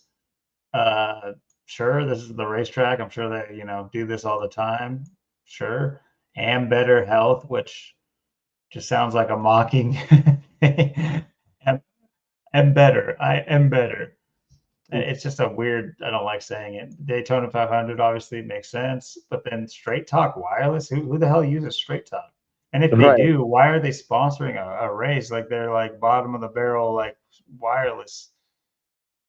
Yeah, that I, sounds like a sponsor from like 25 years ago. It's yeah, like, exactly. It's just so strange. It's like who would be so happy to put their Straight Talk Wireless plaque on their wall? Just like who wants that? Like it just looks tacky and trash. It's just like dollar store medal you win today, Kyle. Sorry. It's like the Dollar General for Grand Prix. yeah, Kind of makes you wonder why Walmart doesn't have their name on like these things. Why don't Walmart just blow all these things out of the water and just put their name on everything? yeah. It's like our episode 9. This is our straight talk. This is episode 27. It's our straight talk wireless. We're just straight talking too. It's already an hour Yeah, and a half. We have not stopped. We we're are just crushing. talking, dude. Wirelessly, I might add. So yeah, I mean, right off the bat, I think there's definitely something to be said about the 201. I maybe running from Kyle, or what am I doing? I should run from Kyle Larson's birthday, July 31st.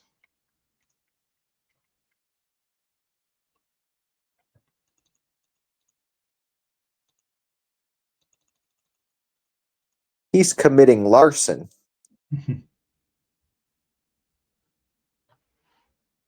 Oh, 32 weeks and 2 days? That's interesting after whatchamacallit, the week of Skull and Bones. It's interesting. I'm not saying it is the thing, but it's interesting to see when we have eyes on Yeah, that for it to pop up again.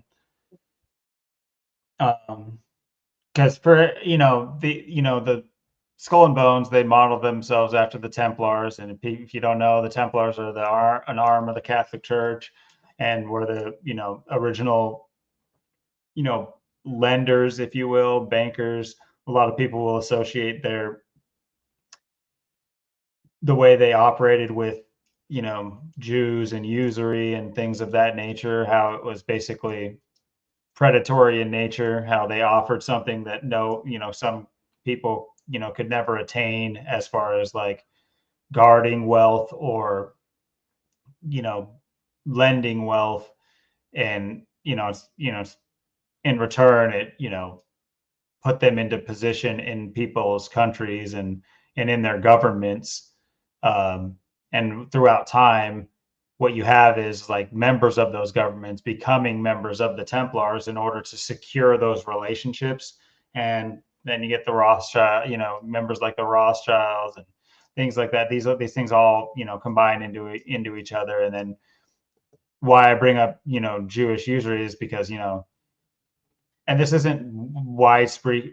In fact, you do enough research, you realize that the term Jewish is one of the vaguest terms there is. Of like who constitutes a being Jewish, and that you have all these different definitions. It's religion based. It's how you were born that way. It's if you've done this. It's if you've done that. It's if you were here when this happened. If it's just like God, no, I won't say that, but like, damn, bro, it's well, what is it? Um, but they're associated heavily with money lending, and that being their primary skill, and why they've been persecuted in so many different nations is because that's kind of their. I'm saying there as in the narrative. This isn't me saying it anyway. I'm sick of covering up, watching, stepping on eggshells here. But that's the kind of been their form of it's a form of not blackmail so much. It's basically like getting into positions of power through. If you ever watch Game of Thrones, it's like the character Littlefinger guy. It's like the information is more important than like any amount of money. Like you can do, more with like coercion. It's not necessarily coercion, but it kind of is, because like I said, it's people who, are generally don't have another option. They take that option, and what it does is it puts you into a form of debt through usury, which is interest and things of that nature. And you either choose bankruptcy or you choose to allow these groups into positions of power. And same as the Templars. And long story short, the Templars are Catholic, so it relates to the Pope. Holy shit, my bad.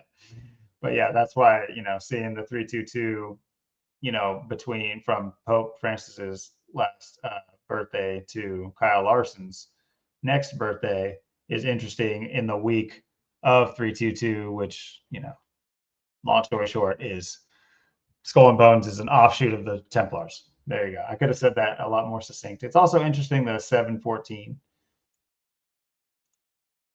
But Yeah, and like I said too, it's it's a 2030. 2 + 3 is 5, and he drives to 5, so he's got to get that first win of the season. In Miami too, like I said too, it's got the 27 and the 45. So oh yeah, Miami does have a 27. Homestead's got the 45 as well. And Homestead and Miami again, all the Cypress add to 9 too, and both of them. Just like Ritual. Yep.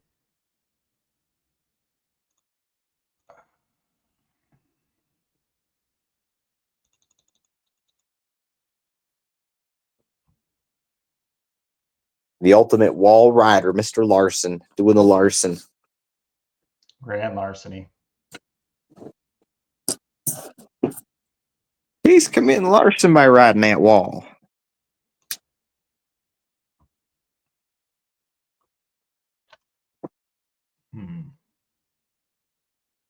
See, his birthday has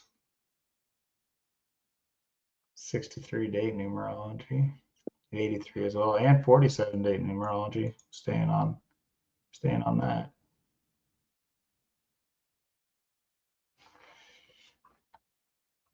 Well, I wonder if he can get how late does the season go? It goes till like November, like kind of like Oh, toward okay. the Well, this beginning is, of November. okay. Well, we'll see if he can get 2 more wins before his birthday. That'll be interesting.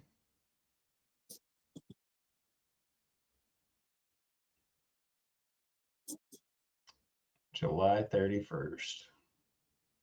So I think he's on a cusp of something too, that astrologically or whatever. July 31st, he'd be like he might be one of those dual, like signs or whatever. Be Yeah, like it's the end of interesting the month. there. August 1st or the next day. Yeah, I forget what he's in. That'll be. I'll come hard with it when I do more research on that stuff. It's too little. Do I, ever dip into that as far as research goes? But yeah, I think that is certainly interesting. The day after, Skull and Bones Day, he picks up the win, 32 or through what was it?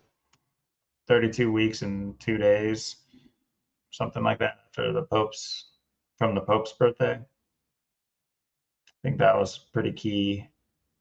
Obviously, his name equals 201, which if you haven't, please do check out Zach's channel, who exposes this the best of all of us, and really shows that traces back to the Jesuits, which was a point I was trying to make when I was going through that whole Jewish Catholic rant just now, is that the two kind of like main offshoots of each religion, because you could talk about the orthodoxy, and I don't think they're necessarily known, they're more known as like religious scholars and monks and certain things like that, whereas priests Whereas, you have the people, the Jews that were actually infiltrating governments using usury. That's kind of more similar to where the Knights Templar were a offshoot of the Catholic Church in the same vein. And then you combine those two, and you have this powerful group, the Jesuits, which is a Catholic Jewish alliance. So they both specialize in the same thing. What do you know? Match made in heaven. And I'm sure they would tell you it was made in heaven, and they have proof, I'm sure. It was written on the Shroud of Turin. Yeah, that's like I said. That's why Larson's got to pick up the win today. Like I said, it's just the third most winningest car now in Hendrick. He's the third most winningest driver behind Jimmy Johnson. Jeff Gordon gets a 30th win, so scheduled for the books for today. And you got Pope equals 56, like 3, 56 and 25, but it's happening in 2025. So yeah, I think that's another, you have, a three-peat happen, and now you have someone become the third winningest. It's like this might be these things happen in March, the third month. So maybe to start off, we have one more race in March. What is the next race? What is the next one again? Let's see.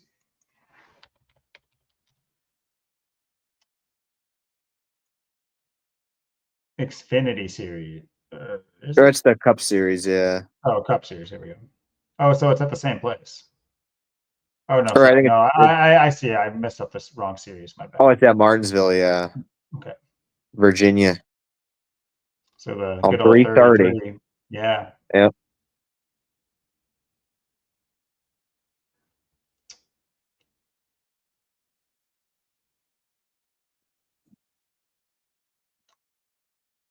Huh.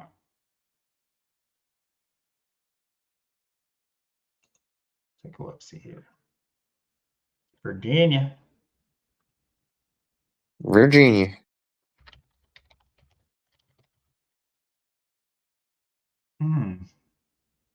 Virginia has that 55. Weren't you just talking about a 55 with or was that one of the past winners? That was one of the past winners, right? That was one of the that was Trevor Bain, yeah.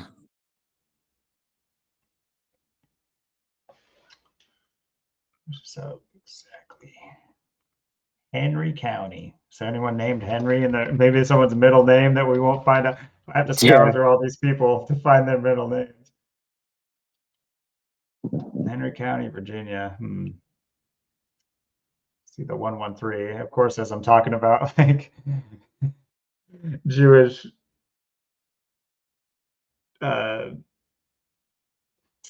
liturgy, and then not, certain Jews withholding their status. Anyway, it has to do with that whole not telling the goys what's going on is the whole 113 in the Torah or whatever it is. I'm just riffing too hard right now. It's covering too many things that I'm probably crossing my wires here a little bit, but I just think it's coincidental that showed up, obviously, but it's still funny. Yeah, in Martinsville too. It's the shape of a paperclip too. It's gonna be like a project paperclip. How they're gonna put this race together. Martinsville 55.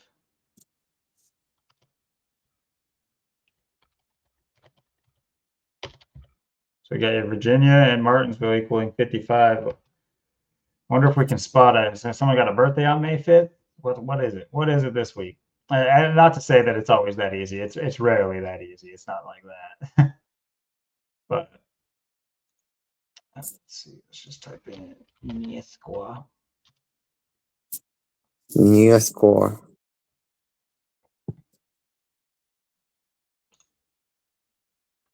Who races the 55, if anybody? There's no 55. Yeah, there hasn't been a 55 in a while. Just took that off. That they retired his number. Yeah. They're paying him homage. Honestly, I kind of think of that way.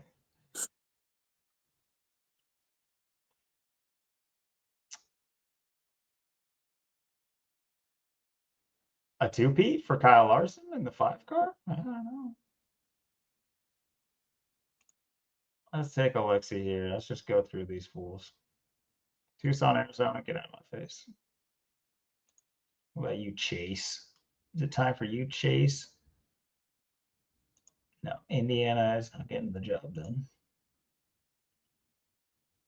Tampa. So he was in his, near his hometown, right, finishing 5th today. Prosper, Texas. There's another William, the middle name William. Jeez.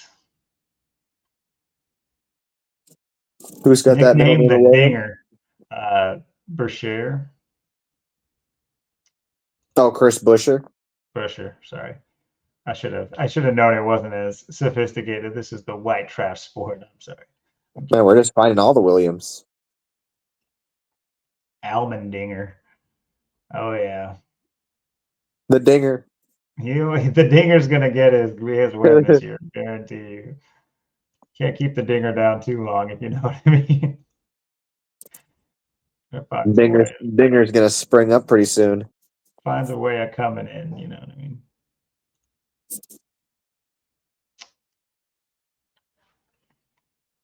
I don't know if 55 is the key here. I just think it's a repetitive number here with Virginia and Martinsville, but I wonder if any teams are on their 54th win or something like that, or if there's an easy index to check that kind of stuff.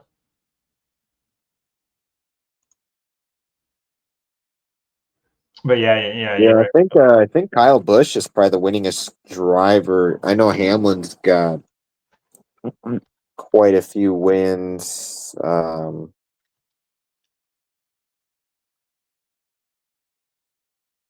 to think who's got the most right now.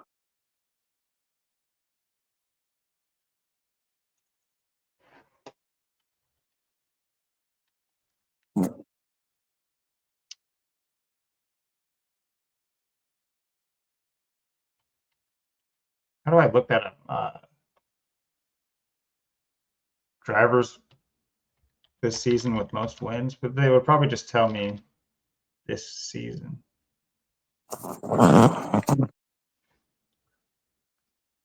Yeah, because Kyle Busch has been around a while. Hamlin's been around a while.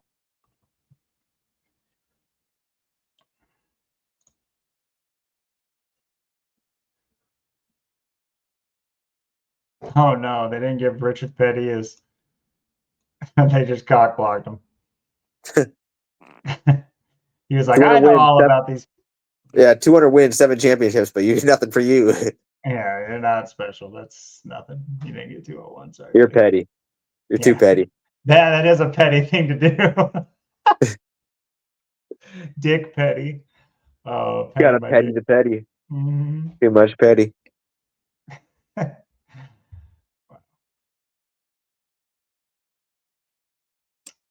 Yeah, this might not be the easiest way. Or winningest active driver, maybe. Oh, there you go, active driver.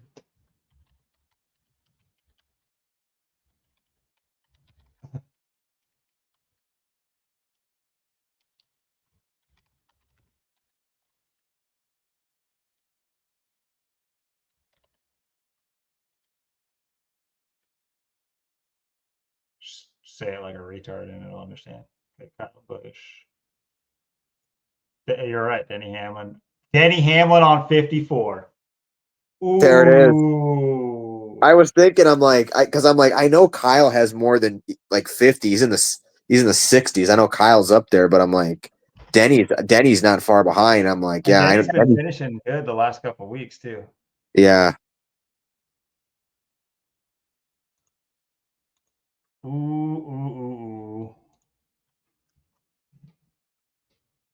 Finished 5th this week. 5 times 11 is 55. I figured it out.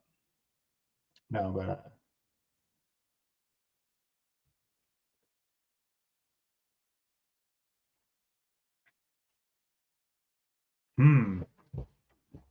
well, that's a hint. That's a clue potentially. I mean, if that ends up being it, like, I guess they might be doing things a lot more simple if that was the case. Because then, say what you want, but they straight up did one of the, if you were to know, what was that? Yeah, Martinsville is like his. I think Martinsville is like his most winningest track too. I think he's got more wins at Martinsville than anywhere.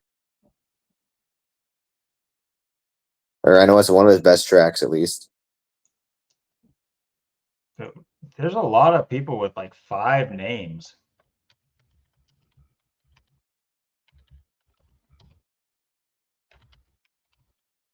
Was that right? James Dennis Allen Hamlin. Allen Ranch. It's the ranch. It all comes back to him. Yeah. He's got the wrench down there in the pit crew. It was me all along in that master number 11. The master plan. If Trump shows up to this one, I'm saying he's got it with that 81 right there. President Trump equals 81.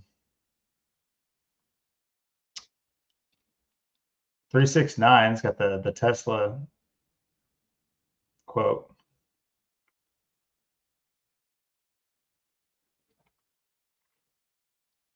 Numbers. Anyway, but it rarely is it's going to be someone's entire name. I was just taking a look at it. That's technically his name is James Hamlin, but let's just look at Dennis Hamlin since that's, or his actual name as well.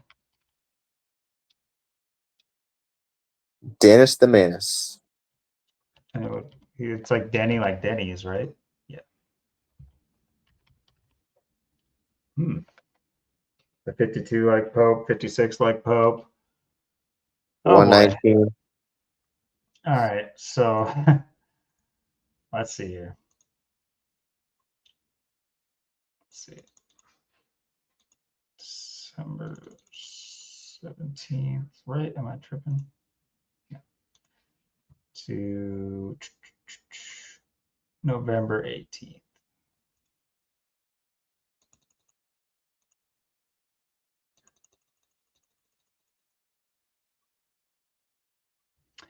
In 36 days, got that 33 like the day, but anyway. 48 weeks on the nose. Interesting numbers. 11 months, 1 day. Very like succinct numbers for just a random day compared to the Pope's birthday. I wouldn't know exactly what they mean in this context. If it was played in New York, I would say this thing's a lock. if some way this race was in New York with 11 months and a day from the Pope's birthday, but it's not the case.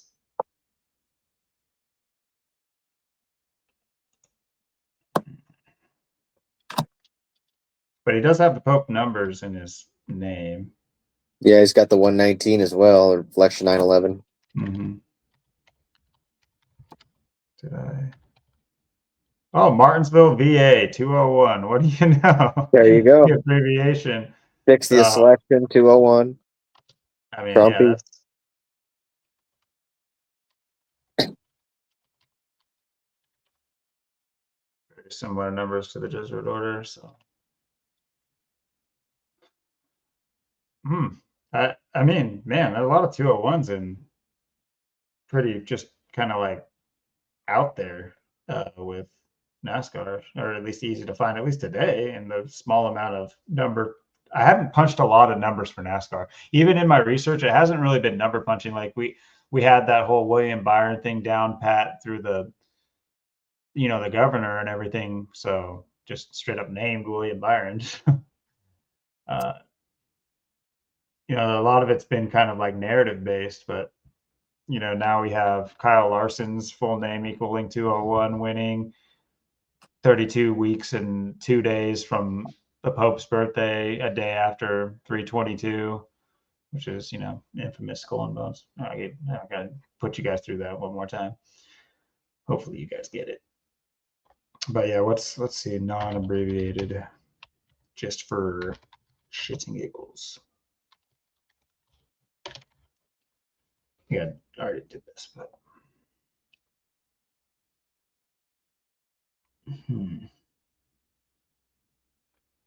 what's Kyle Larson sitting at? But anyway. Yeah, I think he's like the only driver too to have like multiple stage wins this year too. Or maybe Blaney's got multiple. Or maybe Larson was the first one to get multiple. I can't remember. I think that was last I week. put $1 on Denny. Oh yeah. Stick $1 on Denny because that's interesting. Sitting on 54 wins going into Martinsville equals 55, Virginia equals 55. His name having correlations to the Pope. And I think he, like I said, I think he's won more at Martinsville than any other track, or that might be his winningest track.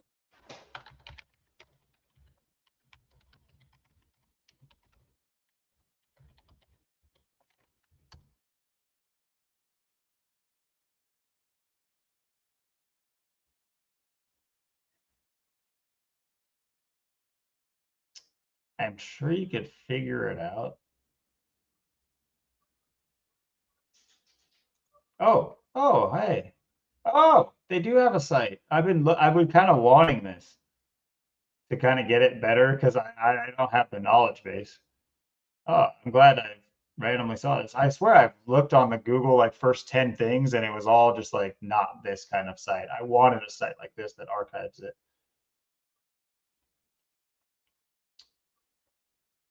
Let's see.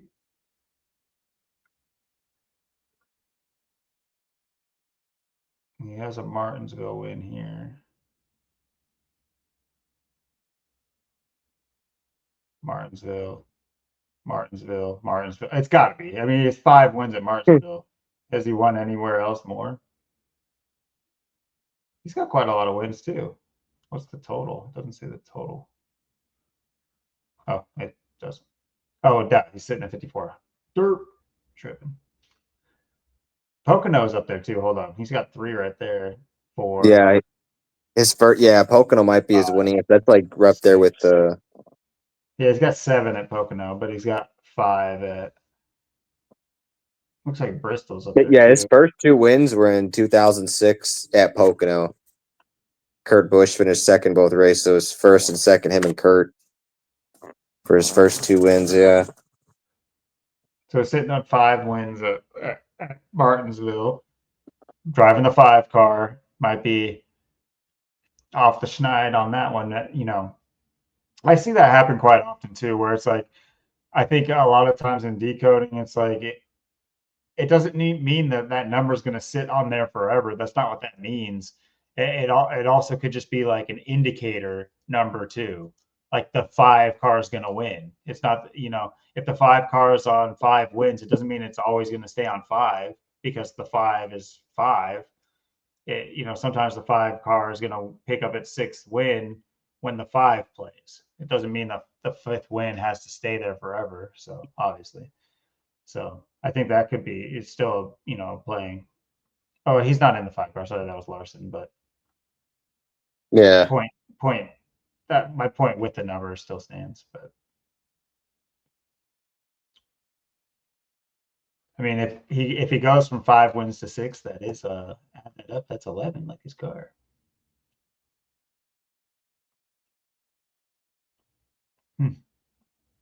I would say tentatively, he's looking pretty good for this one, numbers wise and narrative wise, because he's been finishing rather good. Well, he took 25th that one, took second 2 weeks ago, 3 weeks ago, 21st, 6th. So it's just like every other week. So maybe it's not next week if that's the trending. It's literally every other week he's doing good. So whatever that's all about. Yeah, with that, him driving the 11, the master number, Toyota. Oh, and on 3-3. No, good. That's an Yep. excellent point. Ooh, good catch. Yeah, I mean, yeah, duh. Of course. I was just not even thinking about what I always think about. That's a good one. Yeah, there's a lot of ancillary things right off the bat that kind of clue that in to him potentially having a great. He's sponsored by Jordan. They're in NASCAR. Nice. I don't understand. Like, when you got the newest J's on, is that helping? I mean, I was really able to just, stomp the pedal with these, That extra with weight this really comfort gives in me a my boost. Air Force Ones. I mean, I couldn't take my foot off. My foot was so tired with these heavy shoes they gave me. I couldn't help but hit the gas. So I really got The to thank shoes them. give me such nimbleness of my feet to get to the gas and brake pedal. I'm even able to shift in these things, guys. They're incredible. Like his version of Anybody, Happy. It's his version of Happy Feet. yeah, anybody who drives needs to own J's because, like, you don't know what driving's like until you've driven in some top of the line sneakers. He's 9th on all-time wins. That's Kyle Busch.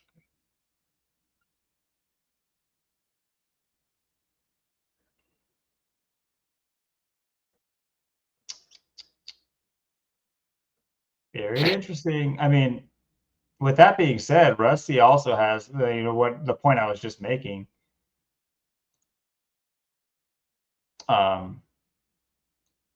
Potentially coming in with 55 wins could be the key as well. But generally, I would say definitely pay more attention to the leaving with is a much bigger indicator than is on. You know what I mean? Yeah, I would put. Harvick's retired and Wallace is retired, so Oh, they're retired. Okay. yeah. I don't know why it says active drivers. I thought these were older names too. I was like just thinking they're older driving, I guess. Interesting. Anyway, but yeah, good old Denny still kicking. So yeah, that's very, very interesting. I'm glad we looked into that because that's hilarious. That's honestly hilarious. These like little tangents we go on, and they almost always make perfect sense for the narrative. Yeah, we just put the pieces right together.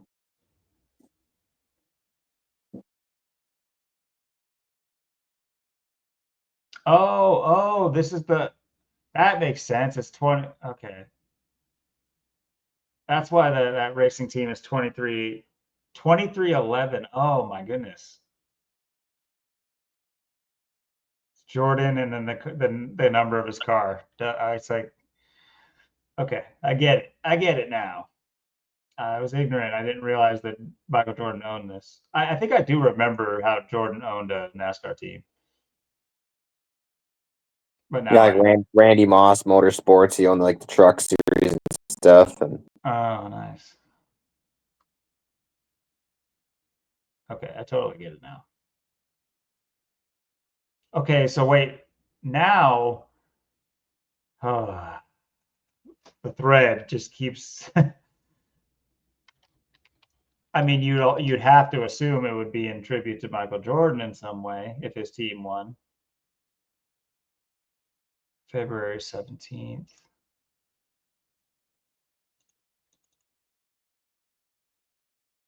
From his last birthday.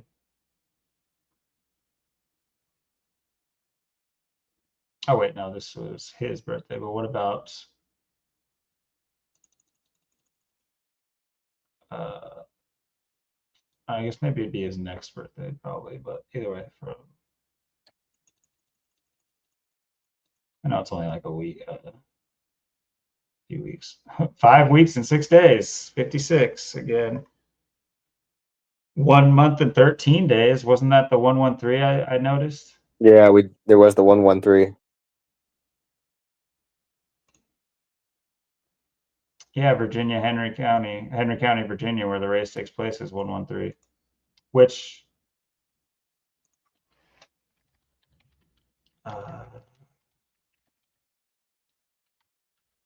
let's spell that wrong for a second.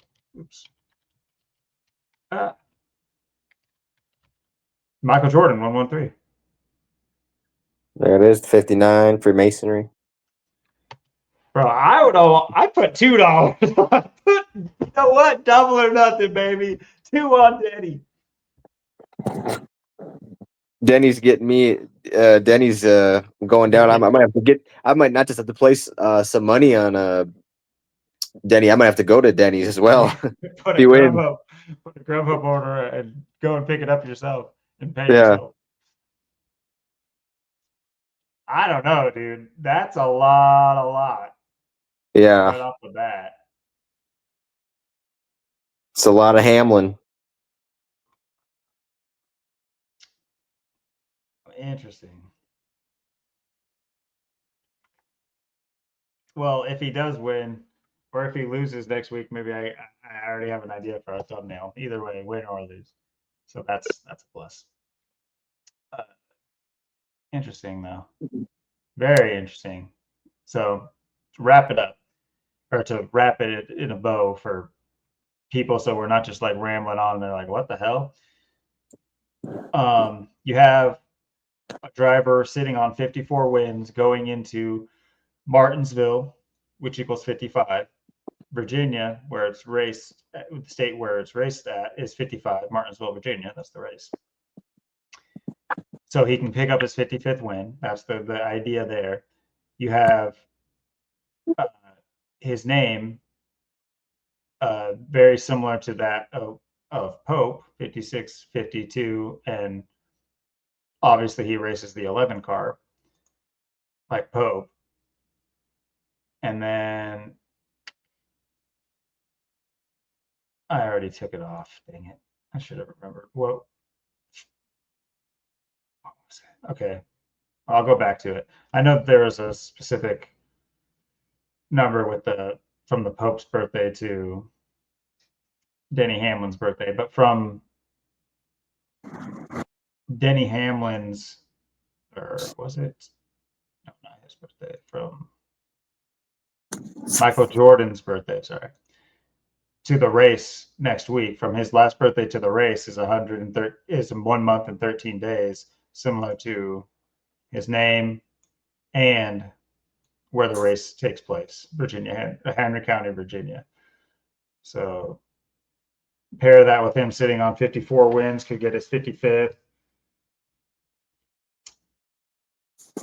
The Pope. That's just because my memory is just, I guess, trash. Was it from? Oh, actually, what is the Pope's birthday to this race?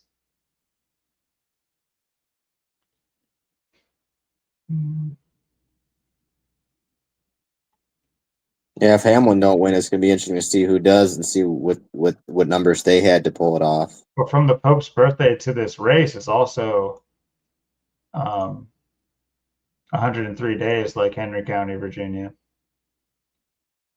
Yeah.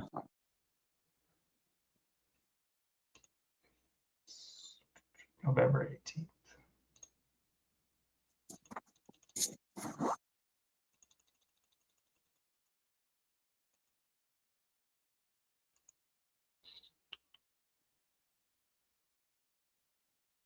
I don't remember what this was. Anyway. Yeah, so from the Pope's birthday to the day of the race is 103 days, like where the race takes place. The race takes place in Virginia, Henry County, Virginia, 113, like Michael Jordan, who owns the team. If Denny Hamlin were to win, pick up his 55th win when he's sitting on 54, and Martinsville and Virginia equal 55. I think there's enough narrative on there for people to slap a dollar onto that thing and not worry too much about it. Yeah, I gotta put at least probably $10 on Denny. 10 I would bucks put on 11, Denny. but they don't let me bet 11. That's how they get you. Yeah. They know you know. Yeah, I mean, just quickly going over this, I would say that is actually not bad advice for not being a acclaimed sports decoder or anything like that. It's really like a narrative decoder. So, I mean, a lot of people will call it hindsight because it kind of is. But through that, through honing your hindsight, you're able to, just like in life, it's like you're not able to see everything coming. Nobody can see everything coming before it happens and have the foresight. But the foresight comes with, I always step away from the mic when I start talking. The foresight comes with, honing in that hindsight. The same thing happens enough times. You should be able to, have an expectation of something to happen in the future. Not to say it will always happen that way, but you wouldn't be surprised, and you wouldn't, you'd be more prepared.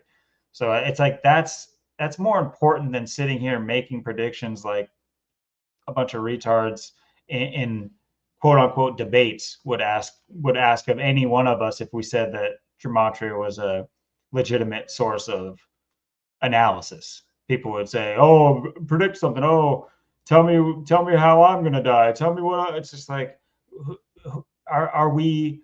Do we have a neon light in a neon lights up in a weird like district of your town with a crystal ball and a blanket over the table? What do we look like to you? Are we some scryers? Are we just like, do we work for the emperors or something like that? Does the emperors come and talk to us when when they need to make an important decision? What do they think this is? We're not sitting here saying we're using some mystical force to do anything. It's pretty darn simple. Numbers have meaning. If you don't understand that, then you miss the boat entirely on pretty much everything. But it's it's really not a stretch. And then you have, what's also interesting is you have these biblical decoders, because that's what they are. They're decoding the Bible in their context, and it's like, it's one thing to be decoding a text and be open to new information, different informations. You're decoding it. You don't know it, but they claim to know it, these Orthodox Christians. And that's why I was really thinking that Zach could pull in a bigger, well, I don't know if about an actual bigger fish, but maybe a bigger fish. No, I'm sure Andrew Wilson gets a lot more views than Jay Dyer, but it's, as far as like sophisticated debate, I think I mentioned that to you before, that he could potentially pull in an even bigger religious Orthodox type of fish guy. But if it doesn't happen, it doesn't happen. It's just he runs in circles with Andrew Wilson. That's why I was saying that. But yeah, these are people who, they're, these Orthodox, any religion, they think they know it all, which first of all goes against the teachings of Jesus in the Bible. It literally is, it's like, don't stop learning until you die. It doesn't say peak, read this book, peak out, and then just hang out and call people wrong the rest of your life. I missed that passage, and not to say I read the Bible perfectly, but I don't, I would, in a debate with them, I would be honest with them and be like, "Hey, I'm not going to sit here and be able to debate scripture with you because I'm not that clear on it. You can bring your scripture to it, and I'll listen to you, and I'm going to take you at face value. I can research what you say, and I can figure out if what you're saying is true. But I'll, based on what you say of the Bible, I'll hear you out. But at the end of the day, there's there's no teaching. There's nothing in the Bible that, in fact, it's the complete opposite. I know enough about the Sadducees and the Pharisees to know that they're doing something a lot closer to that than they are doing the propagation of the word of Jesus Christ in the Bible. These online debater gotcha guys. Yeah, I mean, and like you said, I mean, it does not to do whether a sports, how a sports game or sports team, or how something plays out, whether it's plays out and it wins or you lose, or how it whatever. I mean, that's the thing. I mean, they want, make a prediction, make a prediction. It's like, why don't they make a prediction? If make a prediction, it's like, how many predictions do you need to call? How many things do you need to say that are going to happen, and put it together? And then it's like, people are just going to keep always saying, well, then you just got to make a predict. Like, they always want to put the ball in our court, like we are the ones that are pulling the strings and are doing all this. Like, they think we're the ones that killed Kurt Cobain, and we're the ones that did 9/11 and planted the charges and were the ones that scammed the Chargers? world. No, that was a plane crash. It was just a plane. It was Yeah, obvious. Come on, man. take the tin. What do you got? Tinfoil under that hat? Chill it was out. it was a fighter jet, but it was an airplane at the same time. Yeah, it was a missile plane with apparently a bunch of distressed parents calling their kids for the last time while they were being hogtied on a plane. They were able to make tear-wrenching phone calls to really cement how sad that day was. I Yeah, still, it's amazing how the people in Bin Laden are just so good with those cell phones. I mean, people on that plane in Bin Laden, man, those are the best cell phone users of all time. yeah, they got straight talk wireless. Yeah, they do. They got straight talk, like boom. Bin Laden sponsored that. Oh yeah, they did. Oh, that's hilarious. Full circle, always comes full circle. Uh, so about the halfway mark, what say we switch things up a little bit? And I know you wanted to talk about the 27 Club, and I'm always down as well. I do have Yeah, our did you want to talk about 322 or the Skull and Bones or yeah, whatever? Or? absolutely. We can do both. And I do have one little quick presentation. Maybe it could be a capper, it could be something to laugh about. And, it's annoying that it's like maybe we should slap it in right here, maybe even so it doesn't interrupt our flow on 322 and the 27 Club. Because I can be really quick about it. But I caught this quick little video. Well, it wasn't a quick video, but I was watching a video and it stopped playing. I was cooking, and so my hands were busy, and it started auto playing a Forbes Trump press conference type thing, like it likes to do. It's always doing that or the press secretaries things. It's like I've never once clicked on them, but it just thinks I want to watch them so bad because not really. It's propaganda, but what it has to do about was the new unveiling of the F-47 plane, and I'm unveiling kind of the idea of the F-47 to you guys. If you guys haven't heard about this, this came out the day before March 22nd, so the 21st. But yeah, the new series of fighter jets for the Air Force are called F-47s. No reason. Don't bat an eye. Just keep walking. Keep moving. There's nothing to see or hear here. It's fine. It's just an F-47. It's a coincidence. So what? Gematria is bunk. There's nothing to it. Uh, I couldn't possibly tell you that White House, government, authority, Trump, the chief of staff, Air Force general who presented this new plane equals 47, president equals 47. His name is presented on through professionally, David W. Alvin. So what if it has some similar numbers to the White House where he gave this press conference? So what? Just keep moving. So what if he says the manner in which we put this program together puts more control in the hands of the government? Who cares? Just go get your Starbucks, and there's nothing to see here. But hopefully this comes through.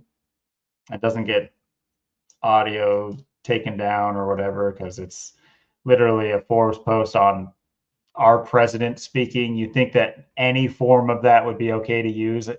You know what I mean? It's so weird how it's like Forbes could say they own this audio if potentially. Like, what are you talking about? It's the president. It's the same president that should be my president too, right? He's talking to me, right? Like, why would you own audio of that? It's so anyway. Hopefully that doesn't happen, and hopefully the audio comes through because I've had issues with that with our videos before too. But I want to play quickly the beginning part because I think it just highlights a kind of a sick joke. Um, and I'll explain what that is. And then I have a timestamp where the general's speaking, and I did miss the timestamp where he talks about the number, but I'll try to find that real quick too. But anyway.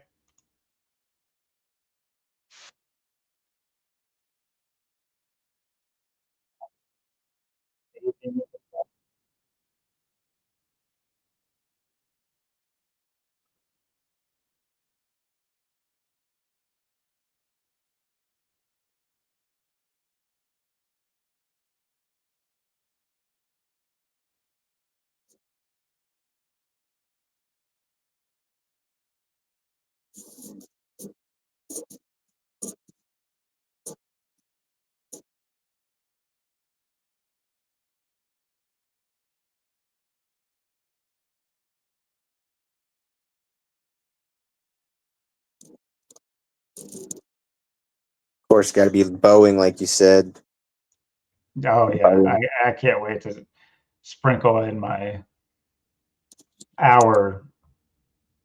Yeah, hey, there's foreknowledge for you. There's some foreknowledge for you, and we'll get to that.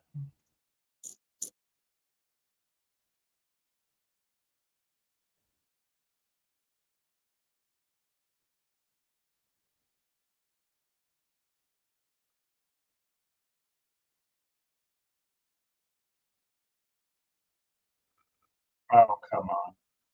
When I first watched this, I got no ads.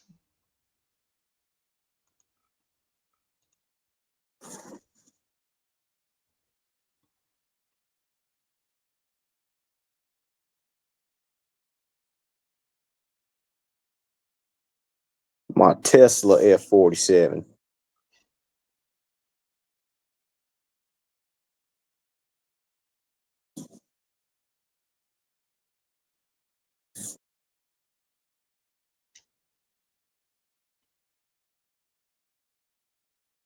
Okay, well, while he's finishing this whole diatribe, why I was letting it play is because it's not too far in that he unveils the name of this jet, the F-47, and I just want you to hear what he says and just understand that he's talking straight to us. Anybody who knows about this number, and especially with Trump, it's more than just the fact that he's the 47th president. Everybody would just say, "Oh, it's number 47." Duh. It's like, okay, was the F-35 named after the 35th president? Was the F-16? Did we come out with the F-16 with the 16th president? I'm sorry. What you don't just get to say that. There's more to it than that. And then especially if you guys, I please do go watch this because it's entertaining. On these things are entertaining. I understand the entertainment. It's much better to be entertained understanding it's a crock of shit than to be taking it seriously. If you're taking it seriously and you're entertained, you have other issues and you need to work through. But as far as just, I was cracking up the entire time. I was making food and I was just cracking up because, especially because I didn't know what it was. I wasn't sitting here reading the headlines or anything, so I didn't know it was going to be called the F-47. So when he unveiled it, I busted up laughing. But then he also, what he says about it is quite funny. But what I wanted to say, quick note is, it's just I want you to pay attention that he's talking about his plan to take the government program of education out of the hands of the government, right? And put them more at a local state level because he doesn't want government messing with us, right? That's how they keep you on a swivel. That's how he keeps Republicans. Yeah, he's all about us. He's all about us. I'm sorry to do the Southern accent, but yeah, meanwhile, wait until this press conference kicks off and he has his chief of staff, our Air Force general, speak, and then you'll know exactly what they're actually about. And I have the quote right here, but if that gives you an idea of what he's really about. But he starts off, of course, saying how, oh, so great. Because how many people watch these things all the way through? So they'll see within the first minute and 42, Trump, oh, hell yeah, I heard Trump is going to keep, he's all about our family. He talks about parents are going to need to be getting involved, all things that should be happening. It's true. They always put truth in there, of course, but it's not the truth. It's part of it. I wonder if his middle name is William David W. Al Alvin. Probably. That's. I don't know if I saw that.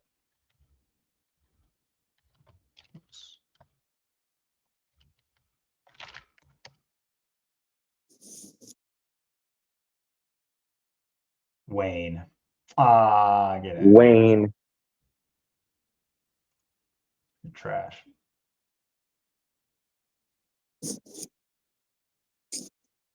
He's a Wayner. So, aw.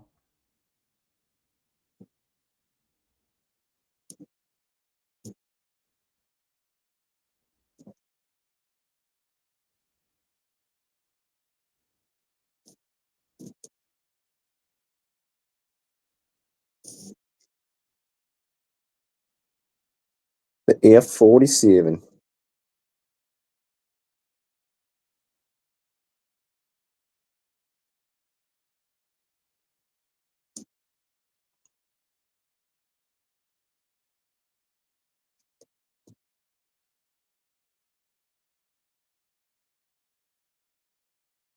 Go.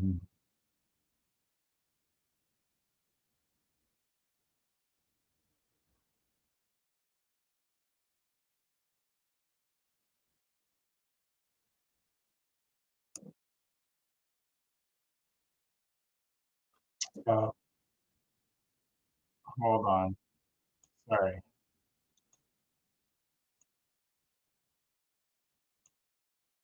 Okay. It was right after this. My bad. Do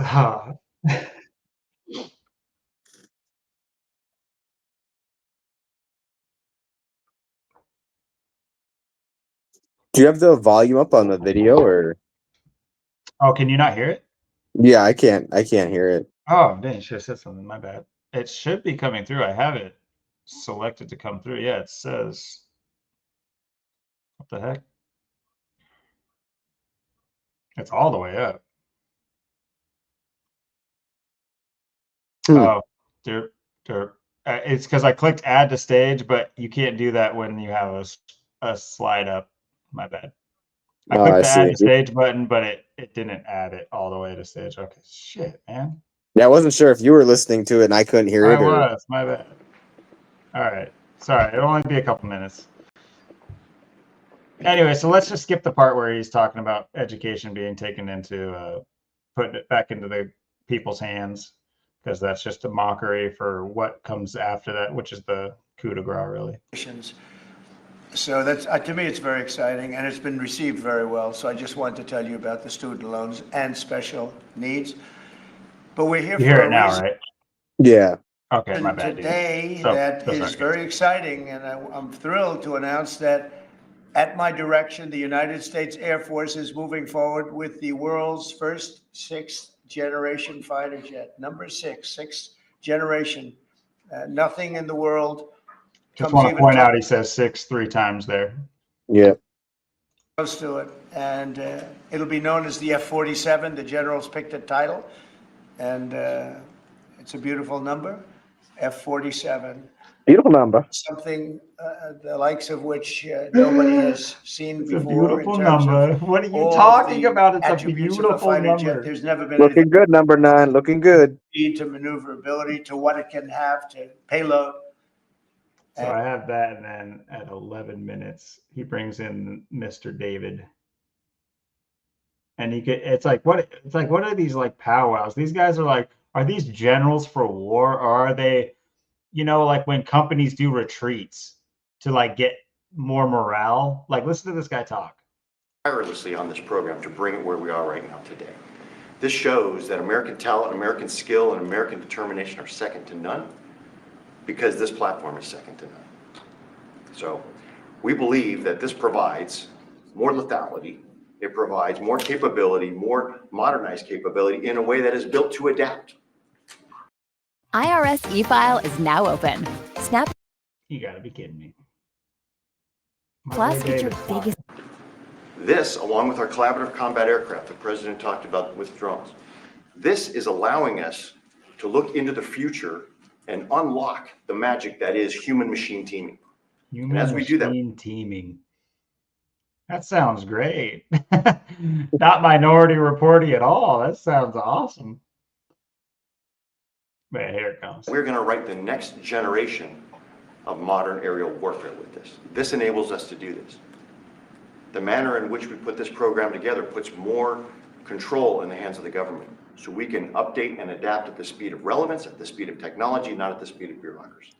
So let me let's hear what Mr. David has to say. One more quick second, just so we all kind of understand what the real focus is here. We believe that this provides more lethality, it provides more capability, more modernized capability in a way that is built to adapt. This, along with our collaborative combat aircraft the President talked about with drones, this is allowing us to look into the future and unlock the magic that is human machine teaming. And as we do that, we're going to write the next generation of modern aerial warfare with this. This enables us to do this. The manner in which we put this program together puts more control in the hands of the government. So we can up. Let's just stop you right there, buddy. That's a capper right there. You don't need to keep talking. We get it. The manner, like I had this, the manner in which we put this program together puts more control in the hands of the government. Beautiful. It's a wonderful number. Beautiful number. That 88 The on my biggest- podium. The 88 on my podium is a great number. That's why it's always on there. We got to have the 88 everywhere I go. It's just such a wonderful number. The biggest number. We're doing it big. I got to work on it, but still. One thing I want to notice, I didn't notice he had, I don't know if, they decorate, it's crazy. They have like $1 million budget for decorating the White House every time a new president comes in. It's like, oh, thanks. That's so great to know that that's what we're doing. But look at the Lincoln thing back here. All the assassination attempts on Trump, assassination attempts. Interesting that he's got a big Lincoln piece back here. Just of note. So yeah, I just want to bring that up, along with the numbers with this general who rose to power. He was, he did the whole systematics, he went through the system. You could look at his years served and all that stuff. And yeah, it all lines up with, you could say, yeah, it makes sense. But at the same time, his numbers add up for this day for sure. And he did have a pretty quick rise from being lower than vice chief of staff to becoming vice chief of staff, and then to becoming chief of staff of the Air Force. So another chosen puppet, talks like a workshop guru, not any general, unless you're talking about a Sun Tzu general using the art of the deal / the art of war to hoodwink us all. Yeah, I mean, he looks like Mr. Clean. Yeah, he does.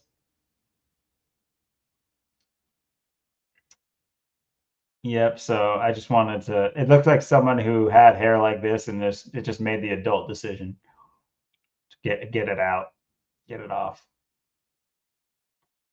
But it looks aerodynamic. Makes sense for the Air Force. Yeah. Shoot him through a missile silo.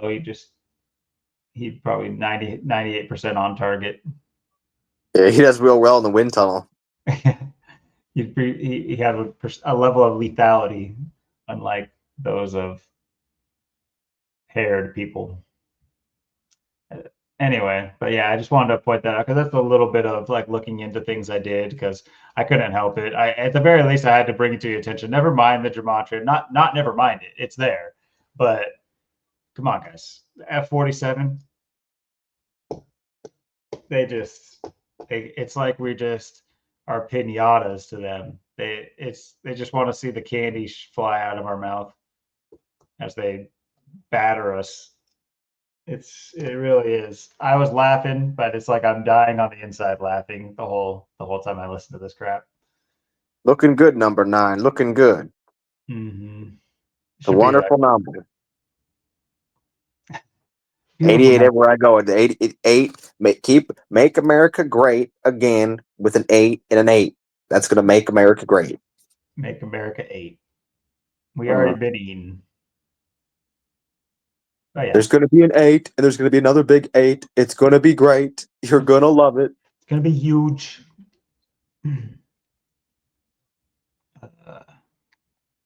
So let's see. I know. Good old Wikipedia. Sorry to. I did want to at least present that small piece, but I think we are going to move on to some more fun topics, like discussing the 27 Club. Definitely, I think there's what I was going to say is I think there's a Wikipedia. Or yeah, we were going to talk about the 322 as well. Oh, do you want to start with that? Let's do it. Yeah, because I have or my 2 findings too, because I didn't know that Oh, okay. 322 was the Or it's World Water Day, and it's also As Young as You Feel Day. Like, what a day to have that be. Like, thought that was pretty interesting.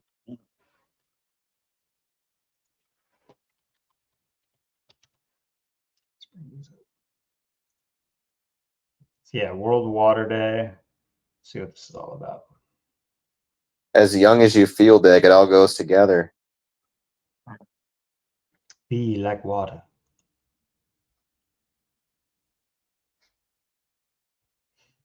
I mean, this is just a kind of a nasty sentiment. Look, it's like it'd be one thing if your grandma was telling you this. It's another if a bunch of pedophiles in the government are saying this to you. You know what I mean? It's like when you hear this in prison, that's where you're like, huh? When you hear this from, your great aunt, it's like, oh, there's two different that take kind of. I feel so lovely on 322. Age is just a number. Yeah.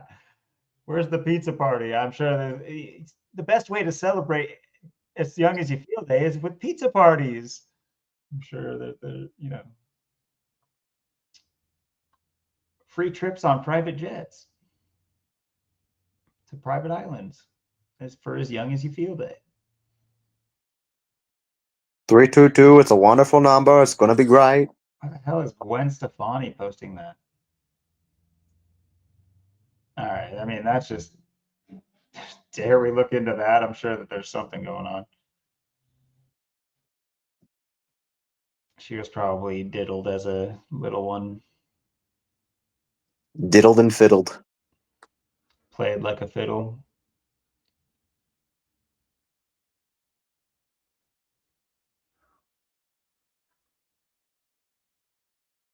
When they said age is just a number, it wasn't a lie after all. Who's that?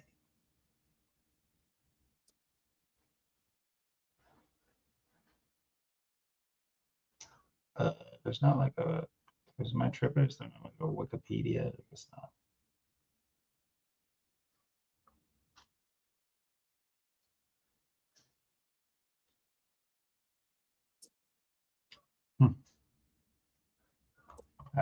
Let's just click the first one.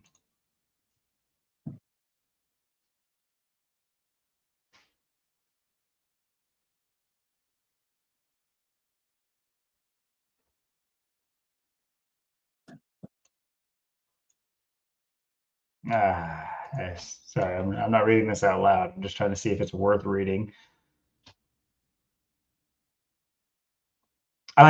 What is the purpose of a day? Like, it makes no sense. What are we talking about here? Yeah, and then it like World Water Day. I mean, you're going to have these two things be on 322. Yeah, let's check what World Water is. It's because this is a United Nations observance. Yeah.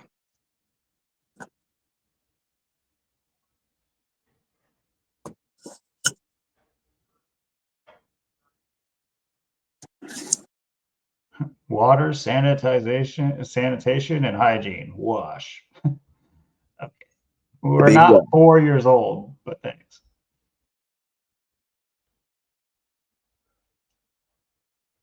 First time was in 93. Yep. So this was the yeah.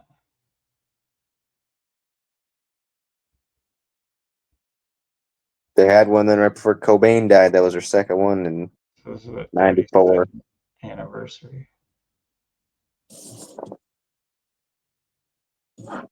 Try to figure out what the hell the deal is. Like, where is this taking place? I see Kenya and like Africa. That makes sense.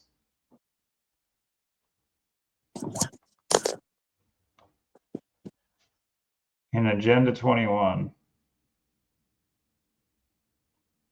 We had a whole episode on that one. In Rio de Janeiro, too. I believe that equals 201.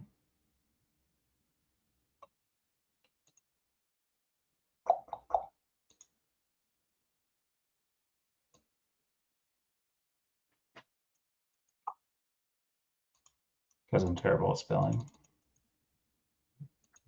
Yep. Rio de Janeiro. And the 123 and the 69. Yes, sir. And 75, like Order Out of Chaos as well, which is Yep. it's a great number to associate with a United Nations Conference on Environment and Development. Oh, I wonder what they're going to develop in our environment. Chaos? And we haven't seen any of that since 1992. That's for sure. Yeah, life's gotten so much better since then, man. Oh, yeah. Okay, so let's see the annual themes. Caring for our water resources is everybody's business. Women and water. I mean, that's also just kind of like an esoteric joke, I think, too, because like women do represent water in the like astrologically in certain things, but that's just like, come on. It Who the sounds like hell's it sounds like a porno. She's just like squirting all over the place. not? Wait, didn't I see this movie? I mean, wait, I don't know what you're talking about. I've never seen a movie with it by that name. No. Water for Thirsty Cities. That was the sequel. The world's Is there water. enough? America ad. Water for health. Why did they switch up the naming process? And then they just don't talk about 2001. We skipped that. We didn't feel like clean water was important when 9/11 had happened. Water for development. The poor and deteriorating state of water resources in many parts of the world demand integrate. This is a long name. What happened to this? Apparently, maybe it was a lot of women on the board that were making these names before. Get them out of here. We need names. We need manly names like this. Yeah, 2002. That just went off the charts. Look at this. Look at this. All of them are paragraphs. What? They just get bigger. What's going on? Simple, to the point. Yeah, it doesn't make sense, but at least it's like okay. And then it's just like it's like that crescendoing music is playing. Like who can keep up with this crap? What the? Oh, I see transboundary waters. I'm sure it has to do with like states and like, but I just see transboundary. Your water's trans, man. Oh, Yeah, well, mine's man. bilingual, so take that. You know, you need to really clear up some space for, these transboundaries. We need to create transboundaries, especially in My the water. water is LGBTQ. Mm-hmm. Oh, man.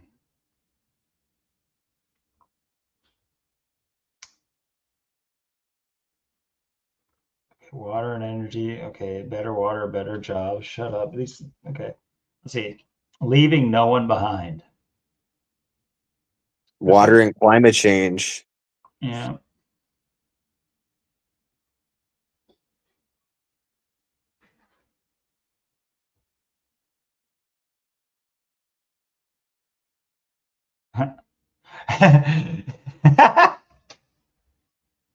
Water's scarce. You're gonna die. You can barely have drinkable water. Make sure you wash your hands 5 times a day, 5 times an hour. Like, man, they really know how to mix messages. Yeah, those pesky germs will get you. People don't even realize that hand washing is a absolute uh, bonus. That it's not a guaranteed when you're born that you'll have a place to wash your hands. Pretty crazy. I'd actually, part of me would rather live there with in a place that maybe has the chance of having clear skies and anyway. So yeah, this just, these are one of these front, we do good things, funnel money through this, and look, we're charitable, we're an organization looking to do things, we're the United Nations, we're doing really good things with their flat earth model. But this just seems like, why do we allow this to happen? Yeah, I And don't then they want them got to some, tamper with that Washougal water. this is, I'm sorry to say, like, you could take this like negatively, or you could just understand that I've said this pretty much my whole life, and that if this shit's gay, like anybody that would ever celebrate this, I don't care. It has nothing to do with their sexuality. It's gay. Like to think that you would take time out of your day to say, "Oh, it's feel as young as you want day." Like Yeah. I would I would hope your body's young enough to take a punch then. 'Cause you're getting socked if I'm around. I feel Not so really. young today. I feel so vibrant. It's Cleopatra. 322. I'm in a tutu. Where did this start? All the way back to Cleopatra and her innovative skincare routine. Cleopatra takes daily baths in donkey milk. Okay, never mind. Any thought that this wasn't some sick thing? Never mind. It's sick. She's taking baths in donkey milk. You cannot read that and not have like a disgusting image in your head, I don't think. But anyway, searching for the fountain of youth. Okay, I swear these are just dog whistles for like maybe my head's gone so far down the drain from reading all the terrible stories I've read over the years. But like things like the fountain of youth, the more I've like thought about it, and like there's no proof it'll ever be real. But it's like if you were to like hide a disgusting thing in a statement, like the fountain of youth, I just feel like that's anyway. I don't really want to explain what I. It's not like I think about that when I hear it. It's just that it kind of goes with a lot of things that are like not colloquialisms, the opposite. Things that are like mainstream that are put out there as far as like phrases and things. You find out that there's like, or you not find out, but you realize that there's more than likely a different hidden meaning behind them.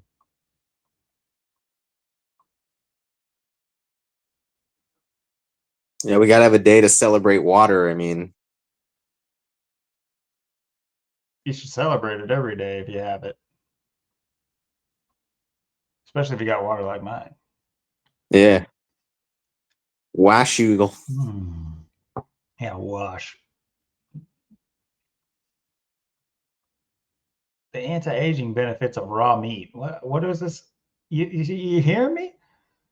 You got meat, donkey milk, and youth all in the same like quadrant. I just don't like that. Frownies to battle wrinkles. What the hell is a frownie? Oh, is that where you like? Okay, I don't know what that means, but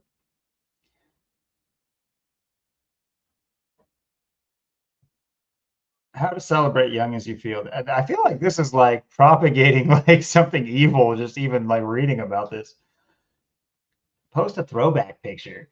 Nothing like reminding yourself and your followers on social media that you're still young at heart by dressing up in your old college clothes and posting a picture. Caption it with the hashtag is it.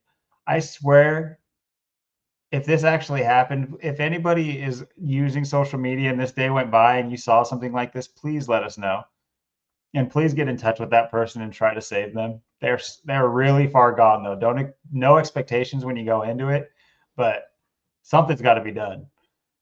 This is wood chipper territory. I'm sorry. This is wood chipper territory. Anybody that saw this and was like, "Ooh, internet told me to do this. I'm gonna go do it." It's like bad enough people are pouring ice buckets all over themselves and eating cinnamon by the spoonful. This is like a whole nother thing. You guys need to chill. Trying some karaoke is a great way to feel youthful. Find your favorite song and sing like the young rock star you are. What does this have to do with a day? I'm a rock star every day. Yeah. In fact, I'm 6 years late from killing myself. But or 7. Oh, what am I talking about? Feeling young is also about trying new things. See, this is what I'm talking about, dude. There's just the way they put things. It sounds so like lack of morals and just like keeping things too.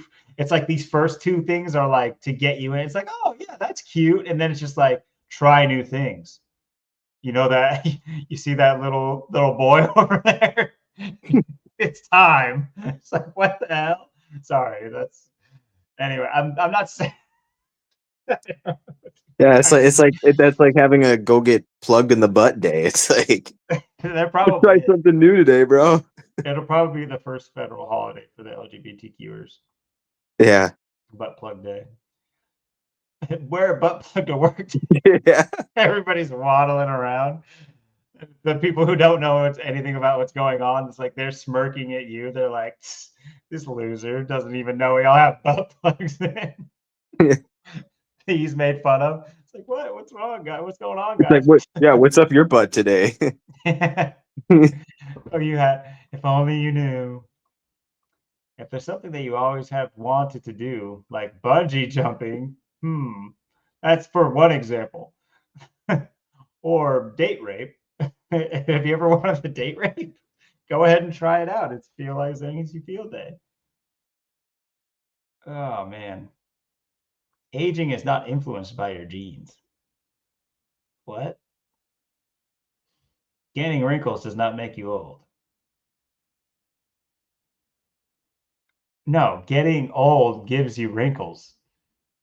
It's not like it's just the way they talk is so dumb. Getting wrinkles does not make you old. No, it makes you youthful, makes you What the young heck? again. Yeah, it's like it's Benjamin Button. That's what it is. Yeah, exactly. You can ditch your expensive anti-aging creams. They aren't doing much. Hey, the first bit of good advice. But it's also like it's coming from probably the industry that sold it to you, and now they're selling you the snake oil fix that fixes the anti-aging cream things, like eggs.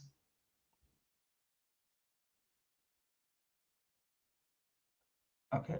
See, why do they give you an? It's just funny that in this thing they have an age chart over here for how many eggs you should eat at what age. What do you mean? I feel like I'm 22. I'm going to eat Yeah. 8 eggs today. It's like what? Stay away from skin irritants. What the hell is this? What did this turn into? That's Yeah. a fact? These are facts? I don't understand. I'm telling you, this is like a hidden dog whistle to pedos. I'm not joking, dude. I am getting weird ass vibes with this stuff. It's like I'd rather watch the water woman, the women in water. Let's go back to that. Let's go see what that was anyway. Rather watch a damn squirtathon than worry about this. Trans squirt day. All right, this is getting a bit rough. I just want to make sure. Yeah, there's definitely some weird dog whistling in this. I'm not even joking.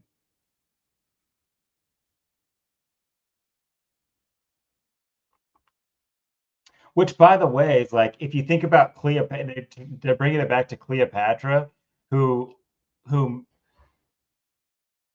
uh, kind of merged the Egyptian with the Roman pantheons or worlds. Well, it's like early Roman times, the bathhouses and stuff, and orgies in the capital with women and men alike taking place with little boys and girls. This is known history. So it's interesting that they bring up Cleopatra first too. Like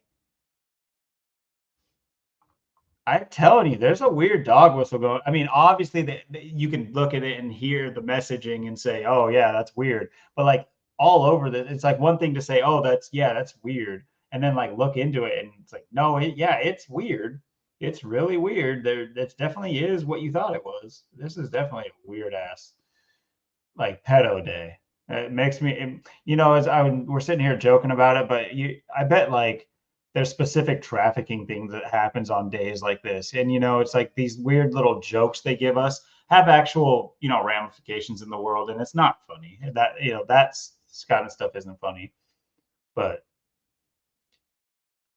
what they expect us to buy is, and anybody who did literally needs a gut check. Yeah, I mean, it's just it's just your day to go out there and be as just absolutely ridiculous as you can be. Just be the biggest fool you can be, and just have an excuse for it. or so you think. It's really Yeah. like normal people go expose yourselves as idiots who pay attention, who submit to authority no matter what. And for the pedos, have at it. So there's really no good reason to partake in that day. And that's really, honestly, just the most ridiculous thing I've ever seen. Thank you for bringing it to my attention, but also fuck you for bringing that to my attention. I didn't need to say that. All right. Oh, was there? So, okay, those are the two random days. Did you want to go into some, like, the skull and bones aspect of things and look at any notable alumni? That's all I had really not planned, but like potentially we could go over some, because I know just going through the list would, it's not too in depth, and you'll be able to spot like a lot of people maybe you didn't realize graduated from Yale and were potentially tapped into one of the prestigious secret societies. Yeah, because I don't know what you had on the 322 either. That's kind of what I had, was just those two interesting facts. Like if you had something to share, you had something to say about it too. I mean, we could quickly go through. I mean, this is a list of 100, but there's a lot of more notables. I'm not going to go over every single one and like go and look up their name etymology and stuff, but just to kind of go over for people who didn't know, or about how many people on our world stage have come from Yale University. But you got We the know Big obvious Bushy, ones. Yeah. Big Bush. George. Yep. Big old fat Bush. Now watch this. Now watch this swing. Savage. And you got good old William. Yep.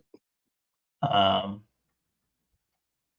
did not get taught from that chunky bitch in the White House. I did not do it. Hillary would never let me do it. She has cameras everywhere. I was not behind the death and murder of Kurt Cobain or Oklahoma City, 1995.